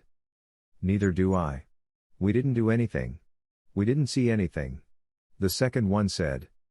"Search their things," the investigator shouted, and several other guards closed in on them, and though they flailed and protested as fingers fumbled for the straps on their armor, their kits, etc., they were gradually separated from their equipment. A guard began rummaging through the first man's pack. "This one is empty," he said, and the first man snapped, "Of course it is." But no sooner were the words out of his mouth than a guard rummaging through the second pack pulled out a blood-soaked coin pouch. He dumped the coins out on the stone floor and many of them were stained with fresh blood. The second man protested, "I've never seen that before. I swear. I swear. I didn't do anything." He tried to turn and run, only to be tackled by three of his comrades who brought him down in a tangle of arms and legs. "I'm innocent. I'm innocent," he shouted. "Where did you dispose of the body?" the investigator asked them both. They looked at him with terror in their eyes and protested their innocence again.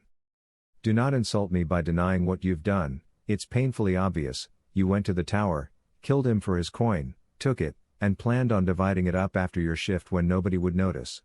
But your victim left his mark, and left his blood on your clothes in the struggle. No. They shouted together, practically wailing their innocence.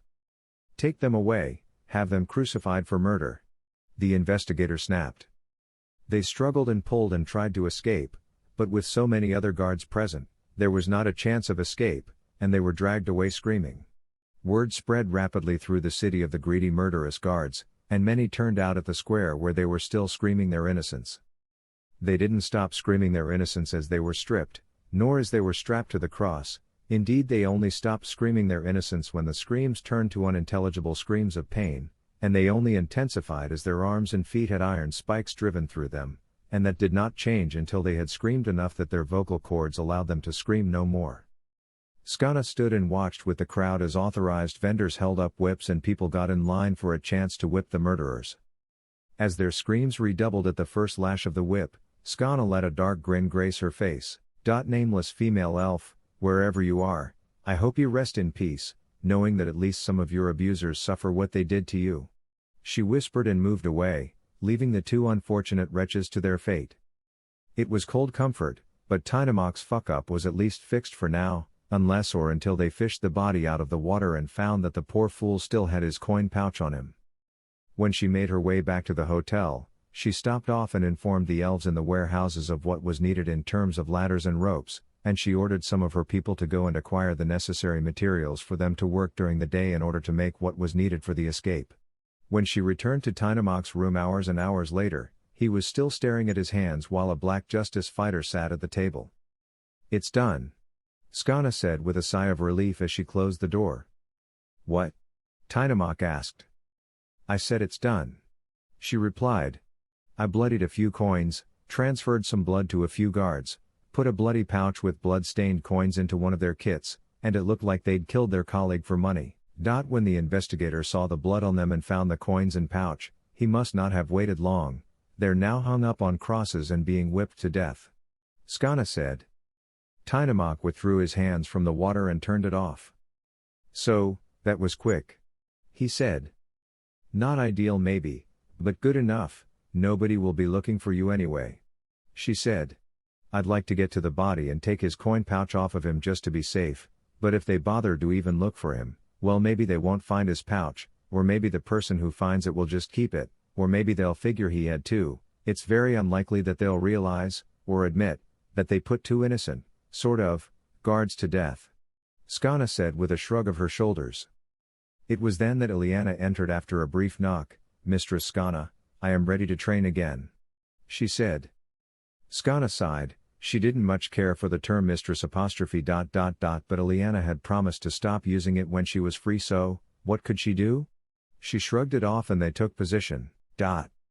They tumbled about as Ileana learned more new throws and grabs and holds, and learned to incorporate sword and dagger into her routine so that she could handle more powerful opponents. That was how the next few days were spent. Skana and the other Black Justice members would teach the elves in the hotel, who would in turn teach the other females who had less kind guests or who were not in service. Those who acted as public servants would carry the knowledge to others in secret, and a designated party would travel to the warehouse and train others. Arms and armor would be stored in the warehouse, and every day saw a little improvement. That was still the state of things when Neia Baraja and CZ returned to the city, right to her hotel room. She slept through the night and in the morning held a formation for her warriors on the common grounds, quietly took a roll of how many slaves they'd purchased and were hiding and training, and then dismissed them for the day. She met with Tynamok and asked him to go to her room for a more in-depth discussion. Then when they parted ways, she went to Skana's room and knocked. When Skana opened it and saw Neia there, she jumped into the woman's arms and gave her a very tight embrace and a welcome touching of lips to lips. "Welcome back," she said softly, prompting a very deep blush from the surprised Neia. Behind Skana, Ileana knelt politely and said, "Welcome back, Mistress Neia." Neia rolled her eyes and looked at Skana. "She's still doing that?" Skana let her death grip on Neia go, stepped back, and matched the rolling of her eyes. "Yes, she still says she won't stop until she's truly free." "Well, we're going to get to that very, very, very soon," Neia said. "Come with me to my room, Tynamok is waiting there." They followed Neia to her room, and when Ileana entered last and closed the door, Ileana made to go prepare drinks, and CZ took what seemed to have become her favorite seat at the table. By now they were all used to Ileana insisting on providing at least some form of service to them and had stopped fighting her over the issue since she seemed to actually feel the need to do something for them. When the drinks were served to all at the table, Neia explained what had taken place. When she got to the siege, Tynamok spoke in a hushed whisper. 5,000, at least?" He shook his head. "Yes, and after we finished them off, almost by pure dumb luck, it turned out that the priests, not only in Kedon, but in a great many places, are actually slain theocracy agents. It's not just the ones who were more obvious like Justicar." She paused as Ileana let out a snarl of hatred, then resumed, "There are others who blend in very well, and they've been active for a while over most of the south and at least part of the north, and from the documents I was able to gather, they're working with Remedios Custodio. It wasn't just coincidence that those priests were helping the attackers. This is much bigger and much worse than I had imagined," Neia said with an ominous voice. "Anyway, after we finished them off, the survivors fled south. Since people flee the routes they know, that means they almost certainly came from the south, and their camp was very well supplied. I am certain Remedios is directly receiving theocracy support, and that she has a much, much bigger army out there somewhere. We absolutely cannot stay here," Neia said. There was silence around the table. "Are the elves ready to act?" Neia asked. "Not yet," Skana said. "They just started making ladders and climbing ropes early this morning. It won't take long to make all that we're going to need. Give it 2 days, But there isn't a chance in hell that they'll defeat the city guard without much more extensive training and much better equipment than what we could get our hands on here. Skana said. I can get some out by the main gate. Tynamok said. Nobody will check the wagons going out, so if I load it with the untrained and the children, and turn the goods I was going to use at the next stop into coin, well, I can get a great many out, then all I have to do is turn north and head for Prart. If I leave early in the morning and we disguise a large number of elves as Black Justice warriors, and other mercenaries, I can get another 100 or so out. That way you can stay behind and help in the escape. Give me a day or two head start, then make your break for it. He said. I can send out advance riders to gather support from farther north to come and meet you as close to the border as you can get in that time. Tynamok added. I'm not liking this. Neia said. Too many variables. CZ said. Got any better ideas? Skana asked. No. CZ said. Then I'll convert goods to currency tomorrow. Tynamok said, and get to acquiring and disguising as many elves as I can. Day after tomorrow I'm getting out of here and I'll make my way past Yanyana. I'll send a scout ahead to see if they have a Black Justice branch there yet, and if they do I'll get help. If they don't, I'll bypass the city and head straight for the border and send someone to Prart to get people sent down here to get help to you. Ileana started shaking, so much so that she spilled her drink on the table. Her eyes took on a horrified look. You're going to leave me? She said softly. Oh, by the gods, you're going to leave me. Neia and Skana looked at each other in confusion. CZ said flatly, she's right. That prompted the two women to look at her in surprise. What? They said at the same time. She's right. CZ repeated. Ileana spoke up, when he leaves, you have to clear out the hotel. The other slaves your people have bought can be hidden at the warehouse. All he has to do is pay for a few days more of storage. Her voice trembled as she managed to get the words out, her voice only just audible. But I can't leave. If I run, they'll look for me, they might find the warehouse, or torture me to find out why I thought I could escape, and they're very good at torture. They might break me again. If they do, nobody will get out. You're going to leave me here. She shook more and more violently and her eyes went glassy with tears. I'll be given to someone again. Someone will make me do things I don't want to, but it was a taste of freedom. How can I go back to that? She said, looking at the bed and finally breaking down so hard that she fell to the floor in sobs. I can't go back. You'd do better to kill me than leave me. Please believe it would be the greater kindness, if you'd never come. Maybe I could have kept bearing all this, but I can't anymore, not anymore, not anymore. She choked out as she looked up at the women. Do it quickly, and I'll be free. She whispered. CZ pulled out her spell gun and leveled it inches away from Ileana's forehead. Wait! Neia snapped. CZ didn't squeeze the trigger. Skana was breathing hard, and Tynamok sat stunned at the turn of events. There is another option. Neia said. What if you got sick? She asked. Sick? Ileana asked. Yes, we can mix a low-grade poison, something that mimics an illness. It only has to last for a day or two. You can say you got it from something you were made to do. Will they pay to heal you right away? Neia asked. Ileana thought for a moment and then shook her head. No, I'm expensive enough that they would pay for it, but not so irreplaceable that they wouldn't wait to see if I get better on my own. There are plenty of us, but I guess someone else will just suffer another 2 nights in my place. She said as she looked down in shame and dejection. There were no happy faces at the table, but CZ moved to reholster her gun. It can't be helped. Frankly, you're the best trained of the vines and we can't pull this off without you. We can't risk you getting hurt by a client and being unable to function. Skana said. She's right. Neia said, but when the elves escape here, see if you all can bar the doors and burn the place down. With pleasure. Ileana said hatefully as her shaking began to subside ever so slowly. In the capital of the Robal Holy Kingdom, King Caspon's chambers. Caspon stretched out as he walked to the bed. It had been a very productive week, and a very productive day.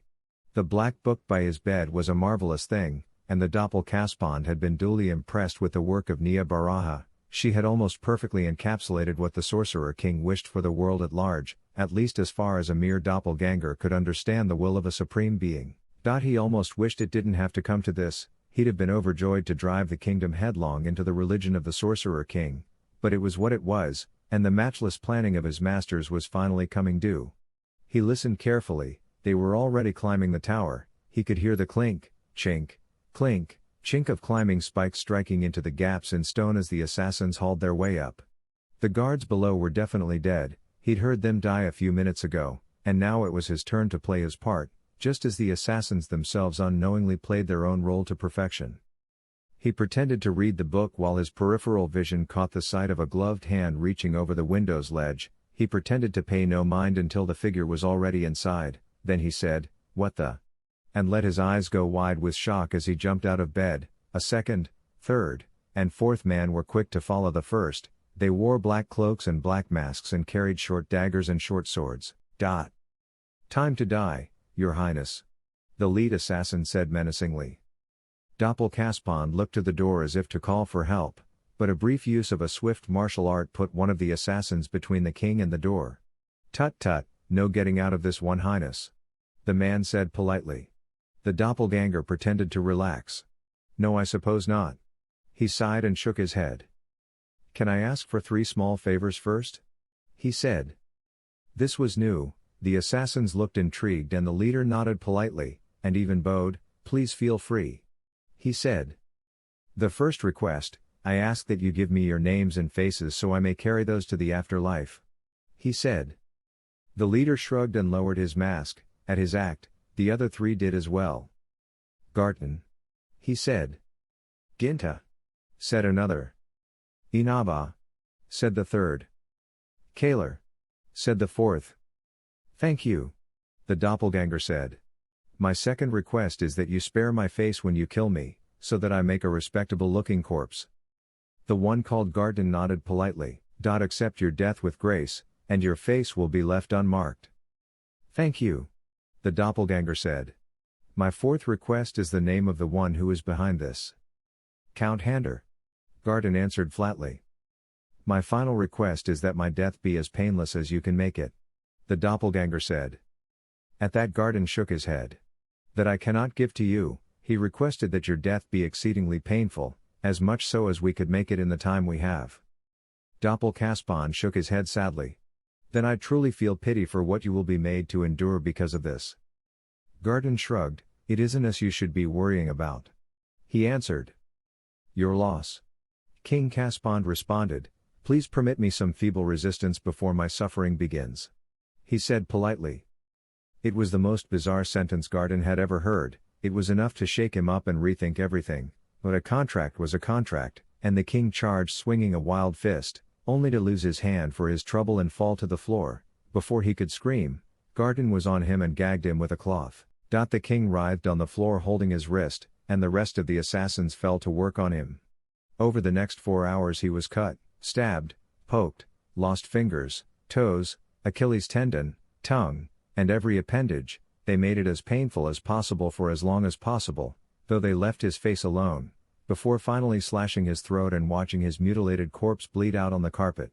When he was absolutely, completely, totally dead, the assassins made their way out, leaving the body to be found in the morning. On the way out, Garten casually grabbed the Black Justice holy book and threw it into his bag, and they lowered a rope and made their way back out the way they'd come. They were long gone before anyone discovered the body.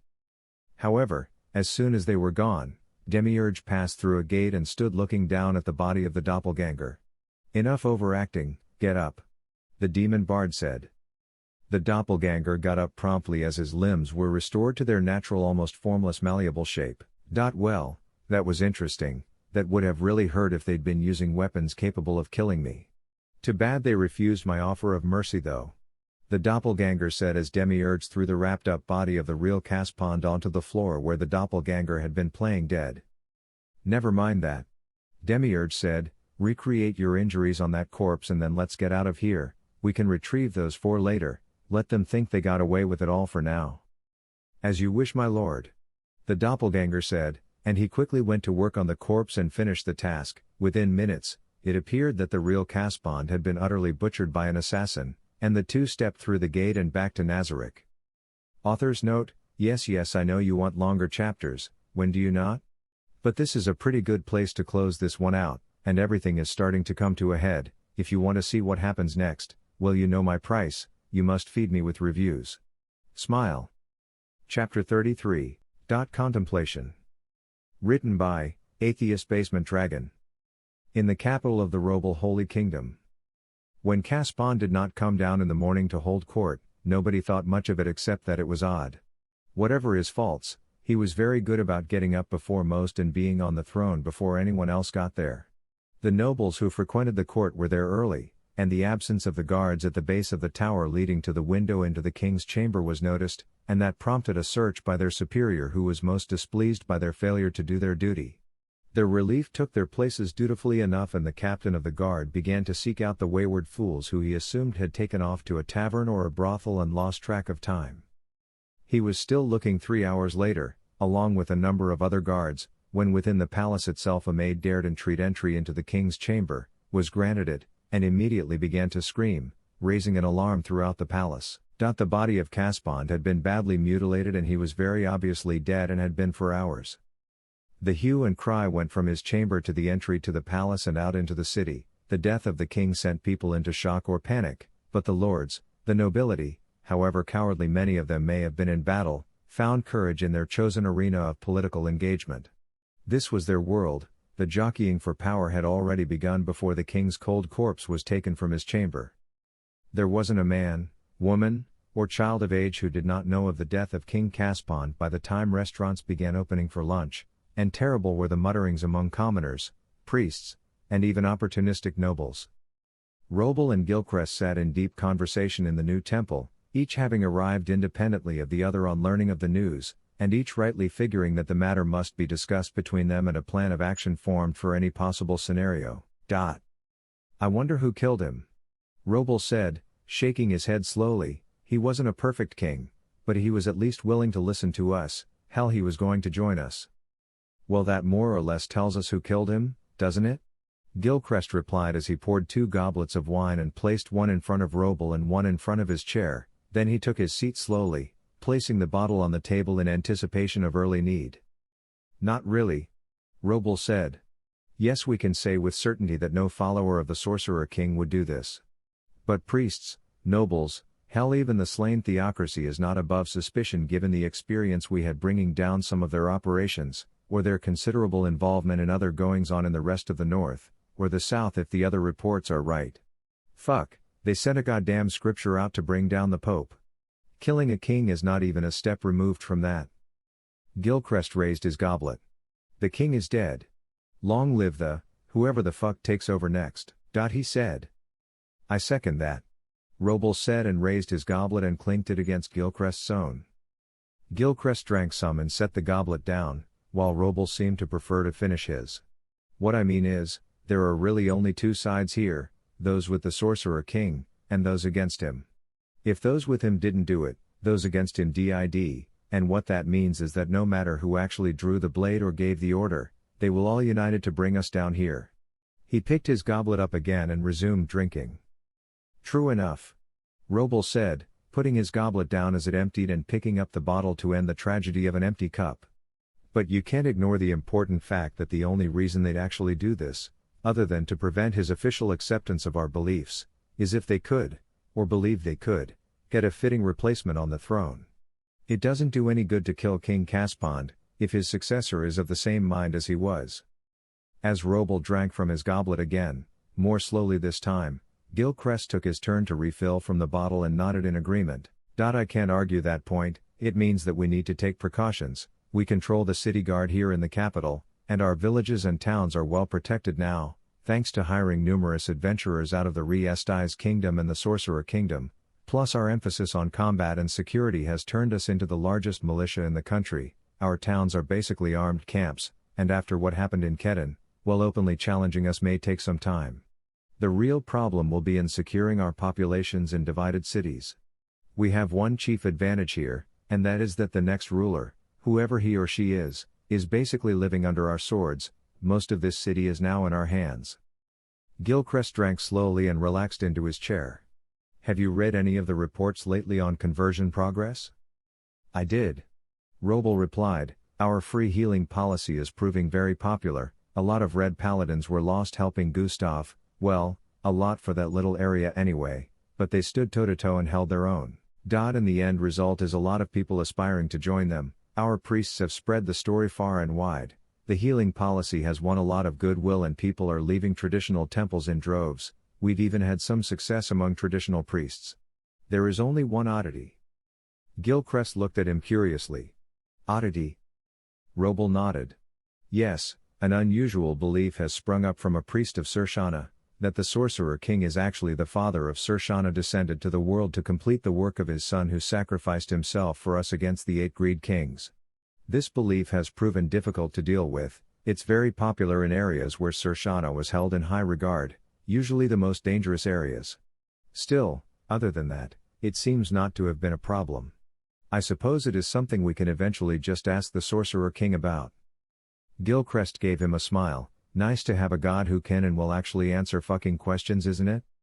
It does make things easier, Roble said in agreement. So how much of the north is on our side? Gilchrist asked. It's hard to say with certainty, but probably over half of it by now, between Pope Neia's efforts, and the efforts of our mobile priesthood, plus, I can't leave this out, our economic policy on rentals of the undead, well it's all been very effective. Roble said. What does that last bit have to do with anything? Gilchrist asked, his eyebrow raised in curiosity. Well, because our people have had more leisure time, they're spending more time learning new skills, some of them have taken to rhetoric, others to arts and crafts, others to specialized labor practices that the undead are not suited for, plus the merchants have taken to using undead labor and black justice fighters exclusively, spreading it heavily among the merchant and farm labor populations. The result is that people join our temples entirely out of self-interest or respect for our abilities in getting things done, and the newly enriched spread their religion to others, and those who develop their skills find it easier to persuade others who want to share in their comforts and abilities. Undead labor is changing the face of the kingdom, and most of all it is changing minds. Roble replied happily. So basically, aside from seeing all the tangible benefits to joining us, they're getting more and more comfortable among the undead as part of our way of life. Familiarity breeding comfort and all that, and finding that the old prejudices just aren't cost-effective anymore? Gilchrist asked. That's the short version, Roble said flatly. That makes it pretty obvious what a hostile king has to do first, doesn't it? Gilchrist said. Yes. They have to target the use of the undead, and if they plan to do violence, they have to remove the security hired by the previous king. Roble said. And if they do that, we have to be ready to respond. Gilchrist replied. Yes, we do. Do you have any ideas? Roble asked dubiously. I have a few. Gilchrist said as he picked up the bottle and shook it over his goblet. Damn. It's empty. He said flatly. In Wenmark. When Ileana had calmed down enough, she was quick to resume her hand-to-hand combat training, in particular against Skana, who was far better with a sword than Neia. As she did this, Neia sat in conversation with CZ. When the time comes to make a break for it, I'd like you to take a position on the biggest escape point and provide us secure fire. Can't. CZ said. Can't? Neia asked, bewildered. Why can't?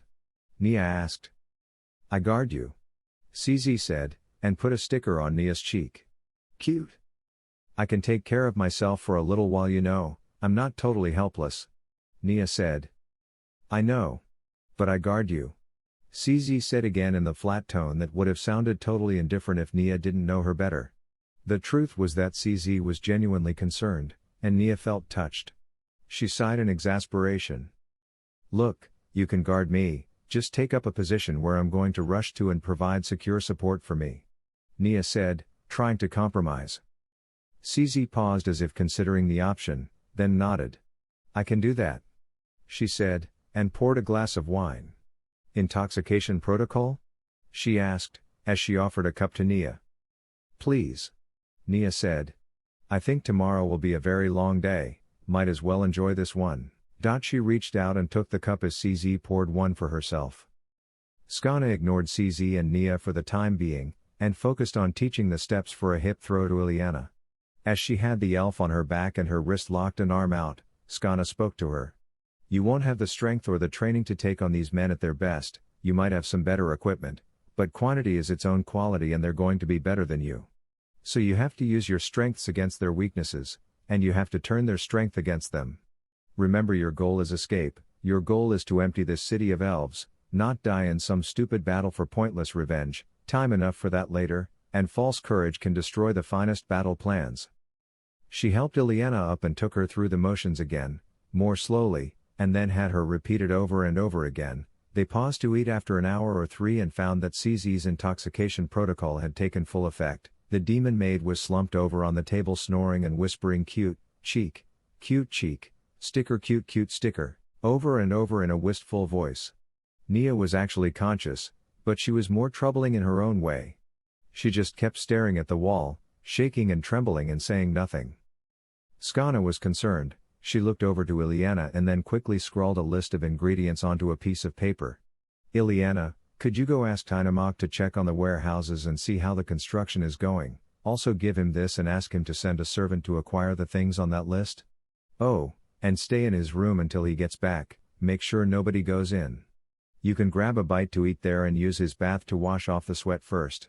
Skana's voice was casual, but she couldn't entirely keep the concern out of it. Ileana, however, knew better than to argue, and she politely nodded and went to carry out the instructions. When the elf girl was gone, Skana sat at the table and reached out to touch Nia's hand. To her shock, Neia almost jumped as she yanked her hand back in surprise.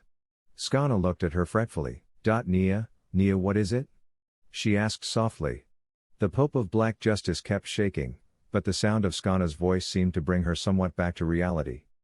It's just, I was remembering, I try not to think about it, I really do. Her face as she stood over me, the way the steel slid through my arms like a hot knife through butter, the way she beat me, kicked me, and all I could do was crawl. It took everything I had to mock her as she knocked my teeth out. I didn't want to scream, I didn't want to give her the satisfaction, but when she cut me again, and again, and again, I couldn't keep my screams back. Then, God, the whip, I thought I was going to be whipped to death in Yanyana, I thought it was the end for me, and all I wanted to do was not give in to the screaming that time. Nia's eyes glistened as she looked at Skana and she reached her hand out across the table. Skana reached out again and took it. Neia did not pull away this time. The memories are worse than the moments themselves, there's no time to think then, no time to do anything but act, but after that, how do I get rid of all that I feel after that? She asked, and Skana squeezed her hand. You don't, I guess. She said as she lifted her eye patch and revealed the place where there was now nothing but a socket. I saw a flash of the thing that did this to me, and that was the last thing that I ever saw.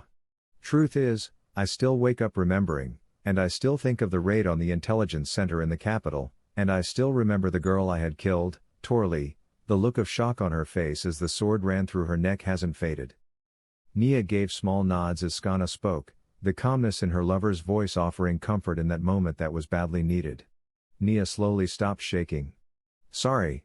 She said, it's just, I started thinking about Ileana and CZ's weapon at her head while that poor elf girl was on her knees begging to die, and it all came back from there. It's easier when I don't think of these things, any of them. Neia said softly as Skana dropped the eye patch back over her empty eye socket again. Maybe so, but if these things didn't have a lingering effect on you, what would you be? Not the Neia I know. Skana said with a small smile. I think it's better that you feel something, even terrible, than to be just a cold and calculating monster who feels nothing about anything. Cheerful thought. Neia said and pushed away her remaining wine. Thank you, I needed that. She said.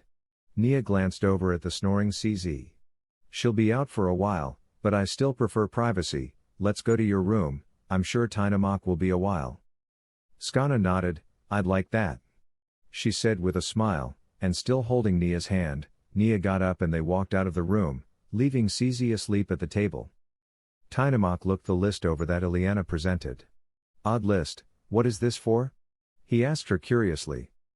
To poison me. She answered flatly. Oh, wait to what? He shouted hoarsely. To poison me when you leave the city. She said to Tynamok. This will make it appear as if I've gotten sick, that way the hotel owner won't give me another assignment. She said as blandly as she could, shuddering at the meaning behind those 4 words. Tynamok's expression turned unpleasant. Oh, I see, that makes sense. I can get what you need easily enough, but can I suggest something else? He asked. Go on. She said. Well, this will make you sick, but it won't do much good for the rest of the females here, but with the right mix of materials, if added to food and drink, you can essentially give the men here whiskey dick. He said with a grin. What? She asked in confusion. Look, you mix some of a particular concoction into some food or wine, and within an hour the man who consumes it will have a cock as hard as a boiled noodle, and it won't be up for the better part of a day. He said maliciously. Won't the hotel be suspicious? She asked incredulously. Tynamok laughed. No man I've ever met will go to the owner of a hotel and loudly complain that he can't get hard. Every man there will keep his problem entirely to himself, I promise you. Oh sure, over a few weeks or months this would definitely come out, but this only has to be seen to for a few days at most. I can't promise all of the reactions from frustrated patrons will be pleasant ones, but, given the options, which one do you want? He asked. Ileana imagined the faces of the human men coming to the hotel intent on their personal urges being satisfied, only to find that their spirit was willing, but the flesh was weak. She giggled like a schoolgirl and said, Get me the other thing too, we'll do both. She said. Thank you. Entirely my pleasure. He said, I used to do this to my stupid uncle every time he came to visit me in the hotel. I'd insist on a meal, slip him that stuff, and he'd always look angry and embarrassed when he left the next morning, so I know this will work. He laughed at the memory. I'll be back soon. He said, and walked out, leaving Ileana to her own devices. When he left the hotel, the first thing he did was go to check the goings-on in the warehouses. They were binding ladders together, using ropes and hand-powered drills to either bind rungs between the long rails or to insert the rungs into matching holes before sealing them with glue. Dozens and dozens of ladders were already done, while stacks of individual ropes and hooks cut to length were arrayed around the warehouse. How many do you have? He asked bluntly. Enough for 1 wall. The elf in charge replied. 3 more to go. Tynamok said. Yes. 3 more walls to go. The elf replied with a mix of hope and fear. Work quickly, because when it is time to go, what you have is what you work with and nothing more. Tynamok reminded him. I know, we will. He said, and went back to wrapping rope over and under a small improvised rung, ensuring it was bound tightly to the long beam, then tending to its mate on the other side. The rapidity of his pace told Tynamok that the idea of stopping had not even occurred to the elf captive. It was a sentiment he approved of as he thought about what he was going out to pick up for Ileana and the other permanent prisoners of the Golden Roan. Author's note, yes, I know you always want more. Greedy lot you are, but I wouldn't change that for anything. Enjoy the story and have a nice night. Reviews as always are what feed the beast. Smile. Chapter 34. Perspectives. Written by AtheistBasementDragon. In Kami Miyako, Slain Theocracy, Council Room of the Cardinals. Gods be damned, things are getting worse. Dominic shouted to the other cardinals. The massacre of Kedon turned into the massacre by Kedon. Black justice is stronger there than ever before, and these red paladins are manifesting their own abilities, and these priests of theirs are now moving around wherever they please and are starting to trickle into the south. Exactly, what do you all propose to do? His voice turned harsh as gravel and he stood and hunched over the table, resting his body on his fists. Jinadine held his face calm as Dominic ranted. It's not all bad.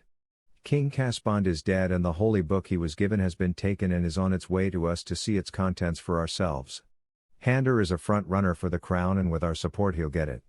Not that I like the man much, but he'll be useful in uniting North and South, and he's no friend of the Sorcerer King or his worshippers. Berenice interjected, and let's not forget that Remedios has turned out to be a very useful asset. I really thought we'd have to put more work into that spiritual heteromorph stuff to convince her to go along. Plus with all those agents of ours in the south, she's drawing in more and more every day, she'll have a fully trained army strong enough to take on the north in no time. Yvonne's narrow eyes went all the more narrow as he spoke. Granted, but can she deal with the Sorcerer King or his armies? We all saw what he put onto the Katsa Plains. Even if he can't use that spell again, according to JRCNF he has a number of others at his disposal, not to mention his legendary undead. Maximilian leaned back in thought. Well, let's see, if our current projections are accurate, Remedios can command an army of perhaps 40,000, but if we raise the nobles of the south to the cause as well, that adds another 100,000. If we send most of our own army to unite with them, that will be 250,000 moving north. I don't know how much of the north still supports us, but let's say we can draw 50,000, that gives us 300,000 to our cause. If Hander invites us in to help restore order, that will give us a number of diplomatic advantages. He tapped his finger thoughtfully against the table. I have a proposal, but I don't know how you all will see it. What? Raymond asked hesitantly. I propose we do two things. We draw in nobles from the Re-Estais kingdom and we make peace with the Elf King and forge a grand alliance to bring this threat down. Maximilian said boldly. Dominic stared at him like he'd grown a second head. You're not serious? Ginadine held up his hand before Dominic could start to rant. It's not a bad idea. The Elf King never cared for our territory, that much has been obvious. He's been trying to create strength in his people and, well, failing. If we tell him that he can have first pick of any powerful females we find during the fighting, he'll listen. Like him or not, he's absurdly powerful and should be able, by himself, to handle many of the dangerous undead that we would have trouble with. But would the Re-Estais kingdom nobles really join with us? Yvonne asked doubtfully. Maybe. Raymond replied, the massacre raised a lot of inept and egotistical fools to positions they were not prepared for. As a result they're equal parts incompetent and hungry to prove themselves, plus the shame of defeat and their own poor opinion of their betters before them might make them open to siding with us. The Re-Estais kingdom has an enormous population even after the massacre. We don't even need them to fight that hard, just the weight of numbers alone would force the Sorcerer King to respond. Do you really think that the peasants of Re-Estais will fight for us just because the nobles say so? Dominic asked skeptically. No. But if we promise to feed them, that'll do the trick. Maximilian said confidently. Starvation is a slow death, a spear in the face is a quick one. Even with the Sorcerer King's help, they're not in great shape. Maybe, but what about the king? He may not be steady on his throne, but he has enough sway to keep that from happening. He's no fool after all. He was there at the Katsa Plains, he won't want to risk his people against that again. Dominic objected strongly. So he dies? Yvonne said flatly. He'll be easier to kill than Caspond was, and then we take a few hostages from some of the noble faction families and force Zanak to capitulate. Even if he responds unenthusiastically, it won't matter. By drawing in so many of his nobles and his own people, his armies are effectively hostages if he tries to sell us out, and the death of his father will certainly be illustrative. Dominic actually smiled. It was a rare thing for the whirlwind of wrath that was the hot-tempered cardinal, and it was as unpleasant a smile as one would expect. Only one problem. Ginadine said. The Golden Princess presents a possible foil, a rallying cry for opposition. Should we try to capture her, kill her, or turn her to our side? Raymond tapped his fingers on Thedable and spoke up. I don't think she matters as much as all that. The Re-Estais kingdom has never had a woman on the throne, and she's never had much clout. She can safely be ignored for now and we can have her put down if necessary. But there is one thing we can do to ensure beyond question that she won't turn on us. What? Berenice asked. She has a special attachment to her bodyguard. She's had him with her since she was very small. If we capture him, she'll keep to the sidelines. There's no reason to expect she won't once we have that leverage. What else can a woman in her position do then? There was a short round of general agreement. Now, how are things going with the army? Berenice asked. Good, we've routed most of the remaining elf armies now, though not without cost, and lucky for us it's only a relatively short march from there to the ports. The navy can take ship and land near Wenmark in no time. So we'll be well positioned to begin the fighting. All I'd really like to do is bring in any other forces we can gather first. Re-Estais, elf, doesn't matter. Both would be even better. It'll take a few trips and a lot of ships, but when they're all landed, no army in the world will be able to face what we will field when we include the southern forces. Dominic said. He was shaking with agitation, eager to just get the fighting started. It was all he could think of. All right, so we'll dispatch a letter to the Elf King with our offer, and then send the Black Scripture to deal with the king in Re-Estais and to take any hostages we can, the families of the nobles who side with the crown first and foremost, but also, We'll capture the young man who goes by the name Climb. Anything else? Dominic said as he wrote out a few notes. With no other matters to attend to, they council stood and went off to see about their individual duties. Hobarns, capital of the Robel Holy Kingdom. The death of Caspon sent a wave of uncertainty throughout the city that echoed throughout the country. He had no children, no living heirs in the form of an extended family to turn to, the dynasty was dead, so factions quickly sprang to life supporting this or that candidate, and murder was quick to follow, internally within factions as much as between them. However, there was one figure who had things going for him that others did not. Not only did he have ties to both North and South, which allowed him to build the only truly cross-sectional noble faction, he also had the outside support of the most powerful human nation. Count Hander, with the aid of their assassin contacts, his own copious wealth and the augmented resources they provided to him to bribe others to leave their factions, the issue of who would be crowned king was settled in a handful of weeks. He was confirmed by the nobles under the watchful eye of priests and guards alike. They gave his name their support in the stone walls of the palace where Caspond and Calca had ruled. Some of them did so fearing the rumored promise that a hand that did not go up for him would be confiscated, some did so because of hostages that had been taken in secret, others because they had been paid, still others by common interest.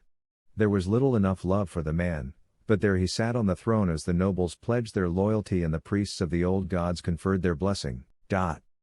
Notably absent was a priest of black justice, or any form of representation by their segment of the population. Hander had refused to so much as invite them. It was a clear insult, and out in the streets many of their members were outraged.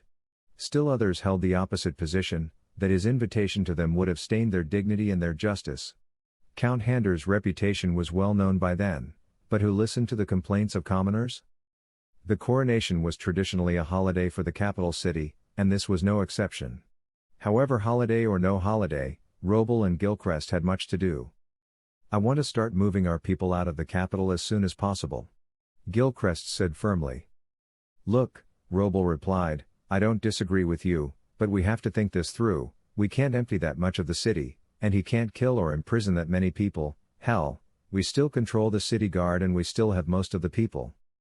"True, but he has the army, the priests, about half the paladin corps is still loyal to the throne, and we don't have the entire population, just a lot of it, maybe even most of it, and a good many of those we do have are either too young or too old to fight," Gilchrist said.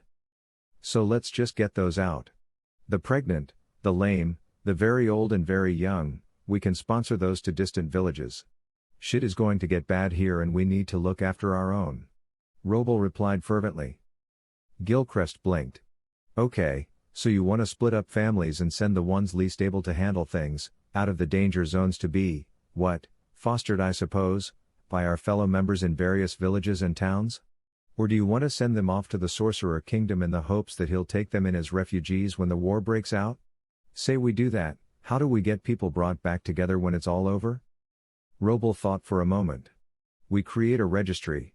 Send word out to all the villages that have a sizable population of Black Justice members asking for people to volunteer to take on a person or two, and at services we post listings of different villages and volunteers. People take one, make one copy for us, and then we have a schedule made for departures using Red Paladins as guards or hiring space with various merchants. With our next payment to the Sorcerer King, we send a letter asking for him to store the paperwork for us so that after everything is over, people can be reunited. That way it will surely be safe and we don't have to worry about espionage, because fuck this city leaks like a sieve." Gilchrist thought it over. "It's workable. Alright, we'll send the undead mounts to as many villages as they can get to. It's not perfect safety, but King Hander has made it clear he's looking our way. Everybody who remains, triple the training regiments. I do not want to have everybody end up like Gascon." "No, neither do I, hail Gascon," Robel said and raised a mug to the first martyr of the faith. "Hail Gascon," Robel said, raising his mug in turn, each wondering how many more martyrs there would be before a final peace came to the Holy Kingdom. In Nazarick, Demiurge stood next to the roaring dragon while he skinned it. It didn't threaten him anymore, it had learned that this would slow down the skinning progress, as if to punish him for his temerity. "Still regretting your defiance of the Supreme Being Olisard Archaliliel?" Demiurge said in a whimsical tone. "It's unfortunate for you that the last batch of scrolls we made from your skin were all used up. We still have some from your son Hejinmal though, but I'd rather not run out. Ola Sirdark looked at him in surprise. He was so surprised that he actually spoke. You're using Hijinmal too? Didn't he surrender to you? Demiurge had paused from the skinning to answer, well yes he did. So you're torturing him then? Surrender bought him nothing. Ola Sirdark said, almost relieved. His pride as a dragon hadn't cost him anything that was going to happen anyway, and at least he didn't go the route of his worthless son, or so he thought, until Demiurge started to laugh. Ola Sirdark felt the illusion shatter even before the inhuman being spoke, but listened anyway. Oh my no. My lord is a merciful being. Hijinmal volunteered to be skinned, trading his skin for more books to read, and in exchange not only did he get the books, but he was treated by Pestanya. In short, the taking of his skin was done completely without any pain. Then he was carefully wrapped up, and has been given the greatest degree of comfort and respect he could be afforded for his diligent and devoted service.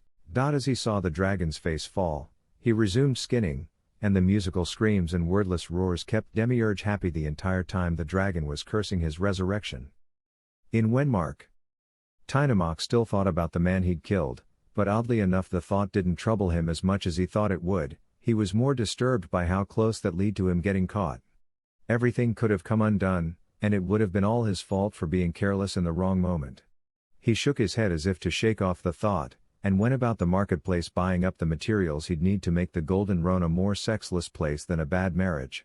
It was relatively easy to grab the materials without suspicion. Individually they were common enough, and valuable enough trading commodities that nobody thought anything of the famous Tynamok buying up quantities of them for delivery.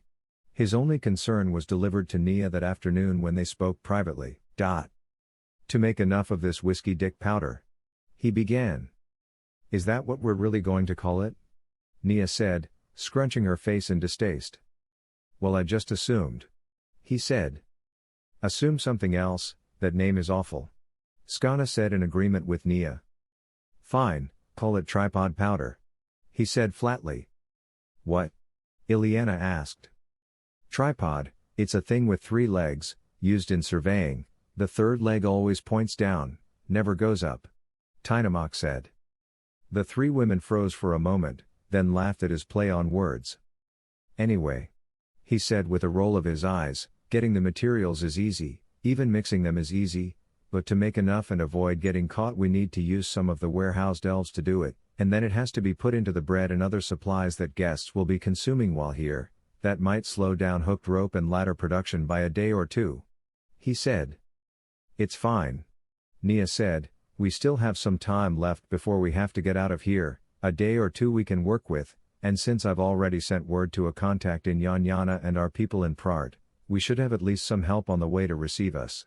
I'd like to poison the water supply for the city as well, not lethally, just enough there will be a lot of sickness and weakness until after our escape, but the more we try to do, the more likely we are to get exposed before we can pull off the breakout. When do we go then? Ileana asked with trepidation. A few days, once enough ladders and ropes are made. We'll create a distraction with a fire in the city somewhere, and that will be our go signal. I just wish there was some way to slow the city down more. Neia sighed, perhaps a walk will help clear my head, you'll excuse me I hope? There were collective nods, and CZ stood up. Not alone. CZ said. Neia knew that tone, there was no arguing with her. Come on then. She said, and headed for the door. As she exited the hotel she saw the young elf boy from before. His bruises hadn't completely faded, but there were no new ones. Word had evidently gotten around that Marks offended her, and she was in good in high places. He dared give her a smile, and she returned it covertly after checking to ensure she wasn't being watched. CZ followed her as she went out into the city streets.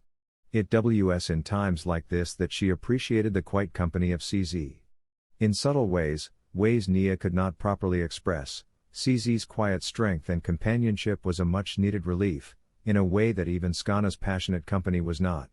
If Skana was a participant, CZ was a presence, and that made all the difference in the world right now. In a few days everything would come to a head, in a few days it would all be over and the elves would be fleeing north. The pressure of command was nothing new, the fear of defeat was never far away no matter how well she prepared, so she needed these silent times in order to calm herself. It was for that reason that she wasn't paying much attention and knocked a young man right on his back when she bumped into him. He fell with a clatter and that snapped her out of the daze in which she'd been walking. She looked down at him with surprise. "Sudaj?" she asked. He blinked from on the ground, and she leaned over and held out her hand. He hesitated, then took it and pushed up as she pulled him to his feet. "I'm very sorry." She bowed her head politely. "I was lost in my own thoughts and I wasn't paying attention. I hope I didn't injure you," she said apologetically. He shook his head. "No, not at all, I'm perfectly fine. My pride may have taken a minor blow, but I'm bodily intact." He gave a wry smile, and changed the subject. "So you made it here after all?" he said. "Was it what you expected?" he asked, and a distant scream punctuated the question. He winced as he heard it, a motion Neia did not overlook. She had a very grim expression on her face. "Walk with me?" she asked, and resumed her forward stroll. CZ fell in behind them, ever watchful as Sudaj fell into step next to her. "It's bad," Neia said frankly. "It is," he said, wincing visibly as a man's scream echoed out of sight. Chained ones walked the streets, human, elf, and young half-elves that spoke of the horrors that the female elves were subjected to. "So, how did you end up here?" she asked him curiously.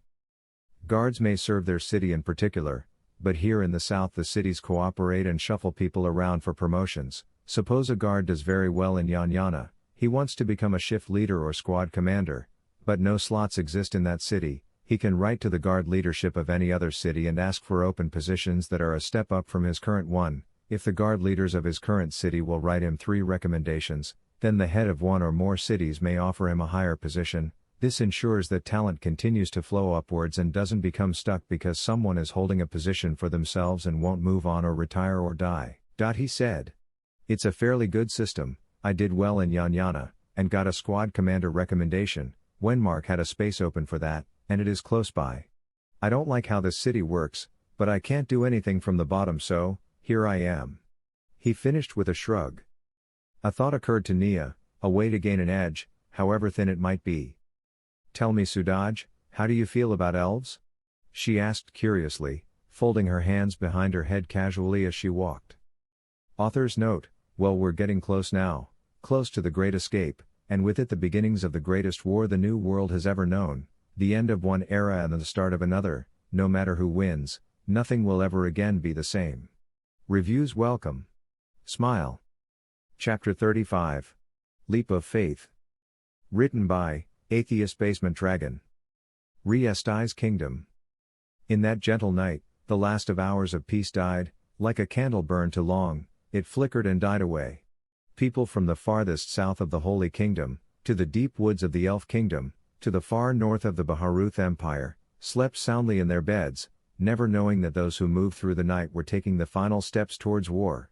There were 12 teams moving through Re-Esti's that night, each one with a different goal. The first team climbed the tower of the palace, slipped into the chamber of the king. One took a poison bottle out, another took a pillow out of his pack, then 2 men grabbed his arms while the third dumped the poison into his mouth when he opened it to express his shock, and then the third covered his face to stifle any noise. It was over in less than minutes, then the long-ruling king of Re-Esti's lay dead. They had one more task, this one only made difficult by the youth of the victim. Climb, they knew, slept near to Princess Renner, and thanks to the sieve-like gossip of the maids, they already knew his schedule and when he would rest. Him they would take alive. They moved back out the window through which they'd entered the king's quarters, and moved along the rooftops and walls until they'd reached the tower where his isolated chamber lay. He was only close to the princess's room, but that was the only place he wanted to be, and his relative social isolation made this even easier. They went in through the window, one by one letting feet fall soft on stone, their padded shoes making not a sound. They went so quietly that darkness itself might have overlooked them. There they beheld the sleeping form of a handsome, youthful blonde male, in the flower of youth about to bloom, and the ruthless assassin felt a twinge of regret that one so young should be caught up in forces he could never have understood. Still, he had a duty to his nation, and he carried it out. Nodding to his comrades, they gently went to grab his arms as another pillow was brought out. It was doused with tincture of the Xena plant, and would induce unconsciousness in short order. Then they grabbed and he started awake, trying to reach for his sword, But the pillow was over his face, and though he was uncommonly strong, he was outnumbered 4-1 and could not flail even a little, well, maybe a little. "Thenner. Poen the thenner." The boy tried to cry out, but held at legs, arms, and head, and muffled as he was, it was over soon, and the boy was unconscious. "Loyal lad," the leader said softly under his breath. "You are a lucky one, if the loyalty is returned to you as much as I am told. Rest easy, you will see her again." They then stuffed him into a very large sack, and crept back out the window, and climbed down to the ground where a cart was waiting to race them away. An inside agent would be slipping a note under the Golden Princess's door soon, informing her of Climb's abduction and telling her what to do if she wished him back alive, and promising to deliver her pieces of him if she even appeared to stray from command. The other teams targeted the families of the royal or noble factions who had both the clout and the wisdom to avoid conflict with the Sorcerer Kingdom, each one seeking out and snatching someone of significance from their household, an heir, a wife, a brother or sister or grandchild, leaving a note behind cautioning silence and demanding compliance while also promising their safe return. There would be mourning and fear throughout Riestais when the sun came up again. Elf Kingdom Palace. The slain Theocracy ambassador stood before the Elf King. The elf was imposing and dangerous looking, and he clearly looked down on the human ambassador as somewhat of an insect, but disgust with his people was greater than the loathing he held for the human ambassador, who at least had some strength in his nation, and so he listened. "You and I both know you did not attack our kingdom for want of gold or land," the slain Theocracy ambassador said. "How do you know that?" the Elf King said, already bored by prattle as he sipped from his goblet of wine. "Because of what you did with the woman you took from us. You didn't do that just to start a war, you wanted powerful children, you wanted what your people failed to provide you, but we could," the ambassador said calmly, keeping his temper carefully restrained as he casually mentioned the Elf King's rape of a black scripture woman. This perked up his attention. "And? What of it? Either my people will grow strong, or they will be exterminated. I have no use for weak children or weak people," he said with a sneer at his own court. "What if I were to tell you that we can offer you what you want?" he asked. His ears twitched. "How?" the king asked. "The Sorcerer Kingdom has many powerful females, as does the Holy Kingdom. If your armies march with us, if you ally with us, we will let you have the first night with any female you believe worth getting a child on," the ambassador said, swallowing the bile his offer induced in him. Part of him wondered about the women he was damning, beginning the future to forgive him in his nation's desperate hour. "Even if she's a human?" he asked pointedly. The ambassador swallowed hard. He couldn't bring himself to say a simple yes. The question hung in the air. Finally he got out, "I am authorized to accept that as well." The Elf King drank the last of his wine and cast the cup down. "Then I accept."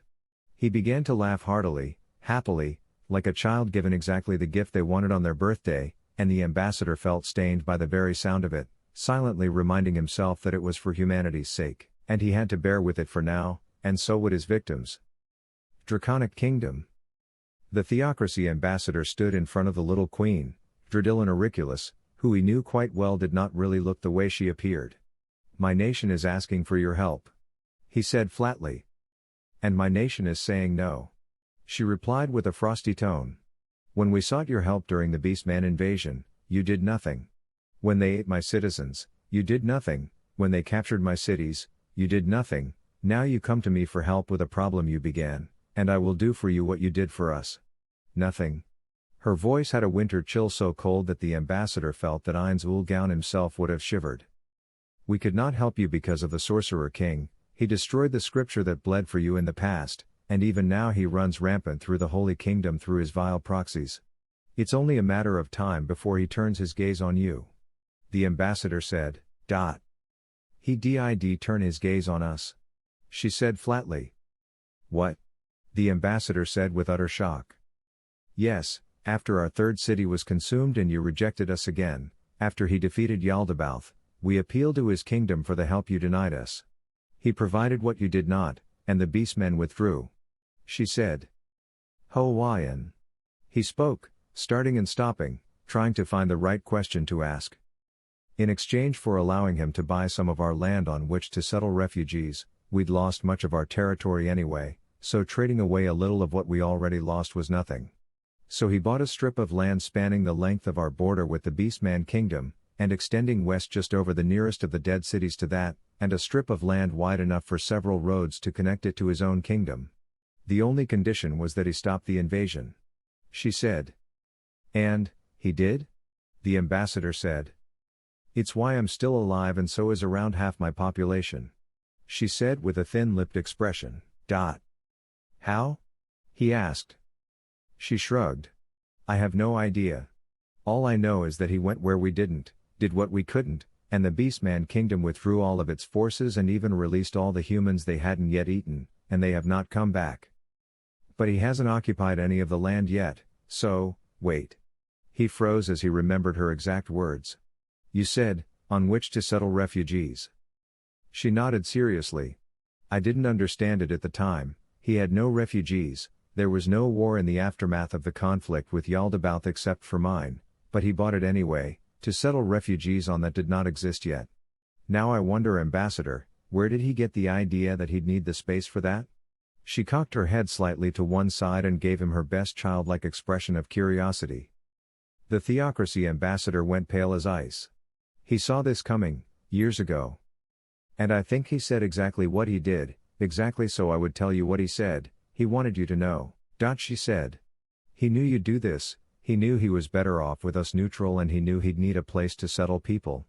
Do you know what else? She asked. He shook his head, unable to form words. He's had small numbers of undead working on that area since he cleared it of beastmen. I've had people go look it over, there are villages with no people there, farms being laid out ready for planting, just waiting. I've even gotten reports that he's had undead laying out orderly towns, ready for people to move in and occupy. She said. Why didn't you tell us this? He said with a frostiness that matched her own. That would be doing something, she said, and I was only willing to do for you, what you did for us, and that was, nothing. The silence hung between them like the sword of Damocles about to fall and cut the last thread of peace. Go to hell, Ambassador, you're dragging your entire kingdom down into annihilation. The only thing I'm willing to do for your nation is this. When the Sorcerer King moves through your lands and decimates them, I will send wagons to ferry the refugees to settle under the rule of the Sorcerer King. Your grand alliance will be nothing but a very big fire that you all burn on, and I will not be joining you.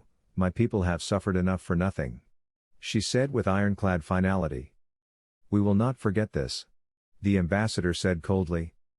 Neither will ainz, and between your memory and his, I choose his. Now get out of my sight. She said, and her guards moved to escort him out, only for him to turn on his heel and stamp out. Holy Roble Kingdom, Hoburns, days after the swift coronation. King Hander signed the missive with a satisfied flourish in front of the entire royal court. There, that useless drain on our resources has now been dealt with. The crown will no longer pay for any adventurers outside of or inside of our kingdom to protect Black Justice Temple members. There was a smattering of applause, they were polite but subdued, but smug grins were on many a priestly face. Gustav's was not among those who applauded, or who appeared smug. He was departing again in the hunt for Remedios today after he finished replenishing his forces, but he had been ordered to remain for some unknown reason, along with all his replenished numbers. Next, he said, and another sheet was presented to him, which he likewise signed with a happy flourish. From this point forward, the use of undead in any form is strictly prohibited. They will not serve as labor or security or perform any task whatsoever. This vile necromancy is an affront to the gods, and it will no longer be tolerated in a kingdom that has long prided itself on its holiness before the gods. Again the smattering of applause and smug looks were abound, and again Gustav did not share the expression. He'd seen the way the use of undead labor had benefited people's lives. Taking that away would be a hard blow, farming would suffer, harvests would be smaller, everything would get worse. Anyone caught engaged in this affront to the gods will be imprisoned and their property confiscated. He added for good measure. Gustav felt a shiver under his skin. This was directly attacking black justice practices, they would be outraged. Another order was presented to King Hander, and he signed that one with a flourish as well. There, from this point forward anyone caught engaging in healing without an official license from the crown will be subject to fines and imprisonment. There were very few applause for this, and the only satisfied looks were from priests. Gustav was sickened. He already knew what would happen. There would only be enough licenses for the old gods' temples. This was targeting the core beliefs of the Black Justice temples and the practices that made them popular. He swallowed hard. He could already envision the riots. "Now, Commander Gustav, please step forward," Hander said with a smug entitled voice. Gustav gritted his teeth, approached, and knelt. "You are to have some of your people ride out immediately, seek out Remedios Custodio, and present her with this." King Hander gestured to a functionary, who brought forth a sealed scroll. Gustav took it curiously. It bore a royal seal. "Majesty?" he asked curiously. "It is a full pardon," King Hander said. "Commander Remedios was manipulated, deceived, and was striving to protect our country. She was not wrong in her actions. King Caspond was wrong in condemning her. She will be restored to lawful status and given the task of enforcing our decrees." This was too much for Gustav. He knelt, holding the scroll in utter shock, horror, disgust. He'd seen what Remedios had done to villages, to villagers. The guilt had been weighing on him, eating at him, knowing he was responsible for releasing her, allowing her the chance to do the things she'd done. He wanted to vomit. His eyes went cold as he stared at the pardon as if he was holding a live snake, or, more accurately, a fetid mound of dung. He closed his steel eyes as decision struck and the king looked at him expectantly. He bowed his head. "It will be done, your majesty, but finding her may be difficult and dangerous. Even though almost all the demi-humans are dead, the roads are still dangerous. I will need a company of men to be sure of success." King Hander nodded. "Of course, and I'm sure you're eager to give the good news to your commander yourself, so please, see to it that this is done, personally," he answered, his voice dripping with false sincerity. Gustav stood and bowed deeply, glad not to look at the unworthy king, and he backed away and left the hall. He went out to the barracks where his men were packed and ready to go. "Time to ride," he snapped, and the various unit and line leaders rushed about, and within the hour the Paladin Order rode out of the capital again, refreshed and riding with 2,000 paladins and 6,000 squires, sounding more impressive than it truly was given their relative inexperience, but making for an impressive appearance as they rode out of the city in bright armor reflecting the light of the sun, and leaving behind the capital city. Gustav said nothing as he rode at the head of the column. He said nothing to anyone all day, not until they were many miles from the capital and stopped to rest and make camp for the night. He ordered a camp erected and ordered a formation be made ready to hear him out. They did that well enough, and as the sun began to set, they stood close to hear him. "You all know who I am, how I am, and what I am. But what you do not know is why we are here now." His voice, which had carried over the din of life and death battle, carried over the men like a leaf in a gale force wind. "You also know what Remedios has done. Some of you marched with me, you saw the destruction, living in the capital, you know of her attempt at massacring our own people in their beds. Is there anyone among us now who feels the horrors that she has wrought are justified?" he asked. Nobody spoke, nobody raised a hand. "Then you should know this, despite our earlier instructions to hunt Remedios down, our new king." Gustav paused and spat on the ground in visible disgust, as if to expel the saliva that the word king had passed over, "has given me a document pardoning Remedios and restoring her to legitimacy in the eyes of the crown. What's more, she's ordered in this document to actually hunt down all those who violate the new laws, such as the prohibition on healing, which I know some of you personally benefited from when the Black Justice priesthood saved your relatives or even yourselves. The king is attacking everything that has been improving our lives and rebuilding our kingdom." There were hateful mutterings among the corps. "I do not intend to follow this order," he said. "I intend to hunt down Remedios and make her pay for what she's done. If you do not wish to march with me, fine, run back to the capital and tell the king I did this," he said, and holding Remedios's pardon aloft, he took a torch and held it up, and burned it into ashes. "I mark myself traitor to the king, but I mark myself loyal to my country.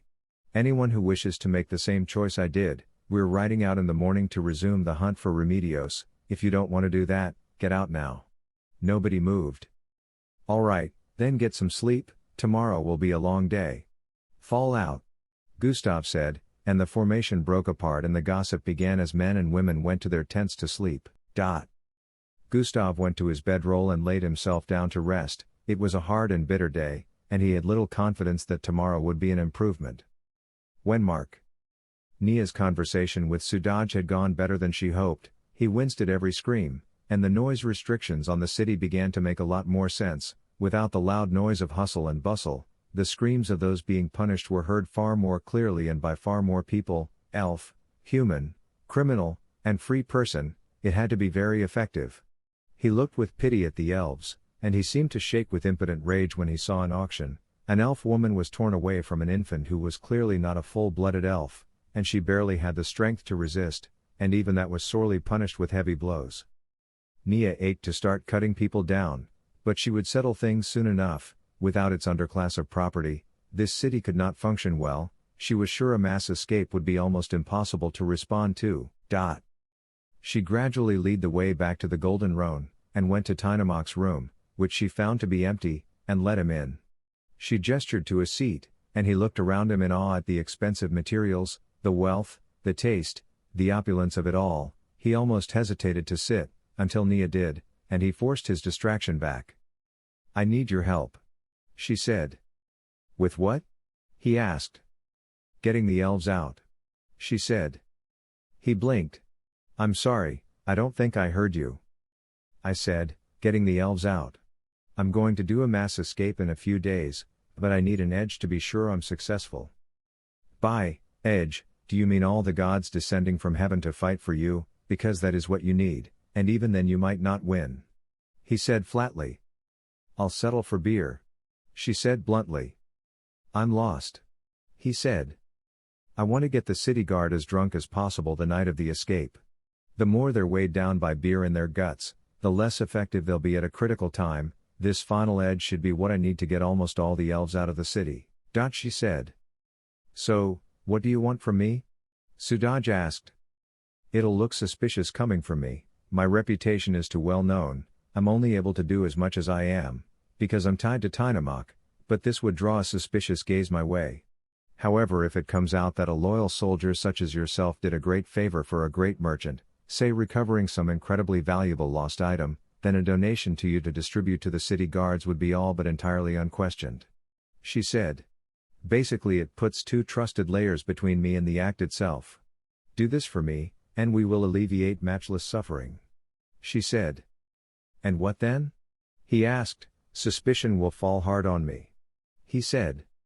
"Come with us," Neia said. "And do, what?" he said. "Join me, join us. You'll get to fight for something worthwhile instead of just enforcing evil for a handful of coins. Do you really just want to muddle your way through the middling ranks of city guard work for the rest of your life?" Neia asked. He looked down. "Fair enough," he said. "But, why are you trusting me?" he asked. "Call it a leap of faith," she said. "It is a risk, but so is everything I do, everywhere I go." "All right," he said. "I'll draw up an order for enough beer to get the garrison drunk. You just say when you're ready for it to be distributed, and I'll have the bill sent to Tynamok." He stood up and looked at her with worried eyes. "I sure hope you know what you're doing," he said, and started to walk out. "Me too," Neia said softly, and that was when the bells began to ring all over the city. The sound of running was everywhere, and Neia and Sudaj shared only a momentary look of confusion before they rushed outside. King Caspond has been killed. The news flew everywhere. Many people were openly cheering while others were shocked into silence. Criers shouted about his violent death from every street corner and public square. The city government, not being a fan of Caspond, responded within hours and announced a temporary moratorium on work and trade, declaring a public holiday and an impromptu festival wherein all license requirements for noise and music were suspended. Neia swallowed. That would slow things down a bit, but on the other hand, perhaps that wasn't too bad of a thing, even if, as it turned out from further reporting, that the death was being reported late this far south. She was still thinking that when she returned alone to the hotel and began to speak with Tynamok, Ileana, Skana, and CZ, explaining what she'd learned and discussing the death of Caspond when she paused and received a message from the Sorcerer King. "Neia Baraja, your presence is required," the Sorcerer King said politely. "As your majesty commands," Neia said. She looked to the curious parties and said, "The Sorcerer King, he is summoning me." A portal opened. "Don't keep him?" CZ said, and Neia bowed to her friends, then stepped through the portal, and found herself in, of all places, a village. Author's note: well, here you go, another chapter for my greedy readers. Smile, enjoy, review, and expect another update to the Lemurian Paradox and the final chapter or two of The Queen and the Sword. Chapter 36. Falling Short. Written by AtheistBasementDragon. In Kedon, days after King Hander's edicts. So, we're not getting paid anymore? Gagrin said bluntly. Not by the Holy Kingdom. Locuse answered. When this month is out, our contract ends too. A shame. This has been the easiest job we've ever had, well, at least since that other mess was taken care of. Really? That other mess? Tia said. That is what we're calling the near collapse of the city against an army of thousands? Tina finished for her sister. It's just as well, frankly, with things this easy, I'd feel guilty taking pay at this point. This is more like a vacation now than a job, and if the job is over, then we can go to Randall. Evil Eye said. And see Moment again? Locuse said with a grin as she interrupted Evil Eye. Evil Eye was rarely glad of her mask, but as she was wearing it for public appearances at least, she was glad of it now as it hid her blush. No, well, yes, but the truth is I want to meet the Sorcerer King. Locuse gently inclined her head. I would actually like to do that as well. She shook her head. As a priestess I held him as the source of evil, but seeing the gifts he's given to his followers, and now being an apostate, well, I find myself rethinking everything. I have to see for myself what it is behind all this. Perhaps he really is a god the way Neia says. I'm not sure of anything but my sisters anymore. She smiled, and though her words might have been taken sadly, she wore a genuine smile on her face because she was sure of her sisters, and that was all she really needed to be sure of. Anything else could be up in the air. They were her rock and her constant. When we go, if things are fine with Neia, we should ask her to go with us as an intermediary. She knows the Sorcerer King better than any human alive that I can think of. There was a round of agreement about this as they finished their meal, then got up to go about their business. Wenmark. Sudaj had listened attentively as Neia spoke, her voice connected to him very deeply, her eyes were compelling, her passionate nature seemed to pour out like river over mighty falls, but just as when he had seen her before, for all her words, for all his listening, he was more interested in her than in anything she believed. Running into her the first time had been mere chance, but not the second time. Nor was it coincidence that he was here now. When he learned where she'd be going, he lied about how he'd come here. His obsessive watchfulness of her let him see, like no one else, that she was haunted by the suffering of the elves, and that made it easy to present himself as someone more like her. He wondered that he was not detected, but considered it most likely because he was not watching out of hostility. Her youth, her passion, her vigor, he wanted Neia, and learning of her union with Skana had sent him spiraling in frustration, but he'd managed to get himself moved to Wenmark, and his careful observation in his free time had hinted to him that something was up, and now here she was, so close, yet so out of reach, asking for his help, even offering to let him closer to her, letting him join her. His thoughts were a whirlwind at the possibilities there, but the others, the demon, and, well, the other demon, Skana and CZ, they were in the way. If he joined her on her terms, even after helping her, they'd still be in the way. Her plan though, that gave him the chance he wanted, he could help her the right way, the way that left her to himself alone. As she laid out her plan to him, he laid out his own in his own mind. Let the escape attempt begin, ensure it fails, ensure that she is captured, use the leverage his saving the city into a high-placed promotion, offer to free the captured Neia by marrying her, and as a wedding gift, leverage his position into finding some reason to let the surviving captive elves free. She'd be grateful and she'd welcome his embrace the way he longed for. He could even offer comfort, sympathy for the loss of her dear friends. She'd be vulnerable and emotional then, especially locked away in one of the torture chambers of Wenmark. After a week or two there, he couldn't imagine there were any lengths she wouldn't go to in order to get free. So much was so close in reach, and her plans, her foolish overreaching plans, would give her over to himself.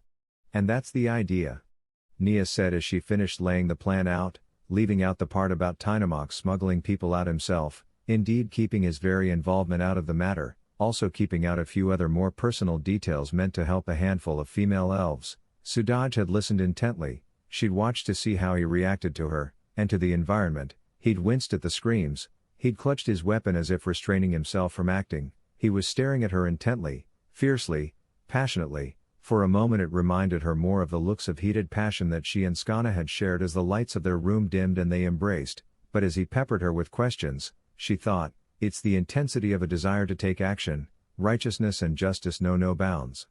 She thought, and found herself relaxing around him, his seeming confidence in her was a relief, her plan had seemed so large sometimes that she feared its moment of execution, but her leap of faith in reaching out to this acquaintance, was being rewarded as he gave his assent. I'll help. He said softly. Have a voucher sent to me authorizing me to bill your merchants for enough beer to get the entire city guard drunk, and I'll get started immediately. Thank you Sudaj, this will change everything. Neia said and reached out and offered her hand. He hesitated not a moment in matching her gesture, taking her hand in his, he clasped it as in a handshake, and barely restrained himself from pulling her to him. He comforted himself about his restraint by thinking of the day he would set her free of her mad plans, the day he'd enter the dungeon as her savior, and win her heart by releasing the elves she seemed to care for, and comforting her wounded heart over the deaths of her friends. Briefly he considered whether or not the undead would respond, but he doubted it. To involve himself in national affairs was one thing, but to personally act to save a single person, kings don't do that. When they parted, Neia felt more hopeful about her plan than she had since it first began to form, and she informed Tynamok, Ileana, Skana, and Cizi of what she'd accomplished. Cizi for her part, was skeptical. You ran into him again? She asked. Well, yes. Neia said. That isn't strange? She asked. I mean maybe a little, but, I'm out in public a lot, so if someone else is out in public a lot, like the way guards are, surely I can expect to see them again a time or two. Neia answered. Why? Don't like him? Cizi answered. What, why? Neia asked. His eyes, not cute. She said. Tynamok scrawled out a voucher and handed it to Ileana. Deliver this to the front desk and have it sent to Sudaj of the city guard. Ileana nodded her understanding, took the voucher, and left. Skana pursed her lips. This is all a very big risk, but, we're used to taking risks at this point, all we can do is move forward and hope this leap of faith is rewarded. Besides, the way he acted doesn't suggest anything nefarious. Still not cute. Cizi said with finality. The other two women sighed and shrugged it off. I have all that I need to create enough poison to sicken at least some of the female elves here. I can't do anything for the rest of the city, but we can do it here at least. It won't take long to make the necessary doses, and I also have enough to create the whiskey dick powder. You're bad at naming things. Neia said with a roll of her eyes. Really bad? Skana agreed with a laugh. Tripod powder then, whatever. Tynamok said with a roll of his eyes. Nobody will be getting anything up, but there should be no other ill effects. Too bad. Cizi said. Agreed. Skana and Neia said in unison. I'll have the elves in the warehouses make what we need, and then tomorrow I'm going to prepare to leave. The day after tomorrow, I'm rolling the wagons out of here and I'm going back to the border as fast as possible with as many as possible, then I'll wait for you at Prart. Tynamok continued as if they hadn't spoken. Good luck, to all of you. I've got a lot of work to do before I move out, so I might not have time to come back here. Just send Ileana back to my quarters to pick up what she'll need to make this hotel safer for the little time between my departure and her escape. Neia and Skana both stood. We will, and thank you. Worst comes to worst, know that it has been an honor. Neia said and held out her hand. Tynamok shook it firmly and went out to undertake the final stages of his part in their plans. The next day was a heady one, with all their final preparations made, and a few armor sets sent over from Nazarick at Cizi's request, helped boost the odds as they were quietly smuggled to a few of the elves who had displayed the greatest aptitude for combat in their relatively brief training. Ileana took the handful of poison doses she'd been provided, both for her and for the guests, which she smuggled to the elf cooks who were more than happy to play a role in punishing those who abused their women. The day after that, she and a few others consumed the toxins, just as Tynamok began to roll his wagons out of the city. And just as predicted, when someone came to fetch Ileana to send her to another guest, they found her violently ill and left her alone. Just as she predicted, they chose to wait to see if she'd get better on her own before spending money to treat what they believed to be a simple illness. Neia, Skana, and CZ, along with most of the elites, hid themselves in the sewers under the city, having appeared to depart with Tynamok and his caravan, thanks to the judicious acquisition of full-face helmets that let elves pass for black justice escorts and walk right out of the city, increasing the number of escapees. As he rolled towards the gate after closing up his business, Tynamok looked around him. He doubted very much the city would ever look the same, and he was confident that this would, eventually at least, be for the better. His nerves were much calmer now. The constant danger of his guard and companion in his proximity had made him braver than he had been in his youth, and the creaking sound of wagon wheels was a calming influence anyway, their familiar sound like that of a warm and well-used blanket to his soul. The portcullis was up to allow egress during the day, and nobody challenged his departure. He casually turned his head and looked at the moat, thinking about the body of the dead man in the water, the man he'd killed. He wondered if the man deserved to die, if he was as bad and rotten as much of the city, or if he was one of the few who was sickened by it all. It was a futile curiosity. Even if he didn't deserve to die, he had to die. Too much was at stake. The same went for the two that Skana had framed. They had to die too, and now a lot more had to die. The ground would be watered with the blood of righteous and unrighteous alike very soon, and as much as he hoped that the plan would succeed and all the elves would be freed, the truth was he was really more concerned with his friends, and that was how he saw them now. It was a rare thing for merchants of great success to have real friends. Everybody was a client or a competitor, and strangers saw in his abilities and resources someone they could exploit for themselves. Friendship was a rarity at best. Now he had several, and all of them were at risk and he was leaving them behind. He clutched the reins tightly and forced himself to look forward. He felt the urge to turn and charge back at the city, to fight as Neia had fought in Prard, to do what she had done, but he knew it was impossible. He wasn't Neia Baraja, he was the merchant Tynamok, and this was what he could do. So the city began to fade behind him, growing ever smaller as he headed south, where he would wheel around and take a long route north so that anyone looking for him would go in the wrong direction. As the city grew smaller and smaller, he felt himself relax. His part of the plan, at least, was a success, as when he reached his duplicitous position and turned on the long and isolated road that would take him well around Wenmark, still no one had come for him. The elves marching in disguise behind him, or riding on horses, or sitting on wagons, remained tense, and that tension did not go away for several days, not until someone came to meet him on the long road north. Author's note: well, here you go, another chapter and we're getting very close. Hope you've been enjoying the ride so far. Smile. I was going to put off releasing this chapter for a day or two, but quite frankly, after the reviews, most especially the inspired written review of Rocket Scientist, holy fucking shit, I had to get this out to you guys today. Also, reviews equal chapters, so, the more that come in, the more well-fed my motivation is. Of course, there is no way that you'll get this up to 600 reviews fast enough to get me to publish another chapter today or tomorrow, so I suppose you might have to wait on the next chapter until I'm ready. Of course, if it did go up to that, well then I'd feel obligated to release another one quickly. But you can't possibly get it up there before the weekend is out. Smile. Incidentally, you're probably wondering a little bit about Sudaj. Yes, he was always intended to betray her. His name is an anagram of Judas after all.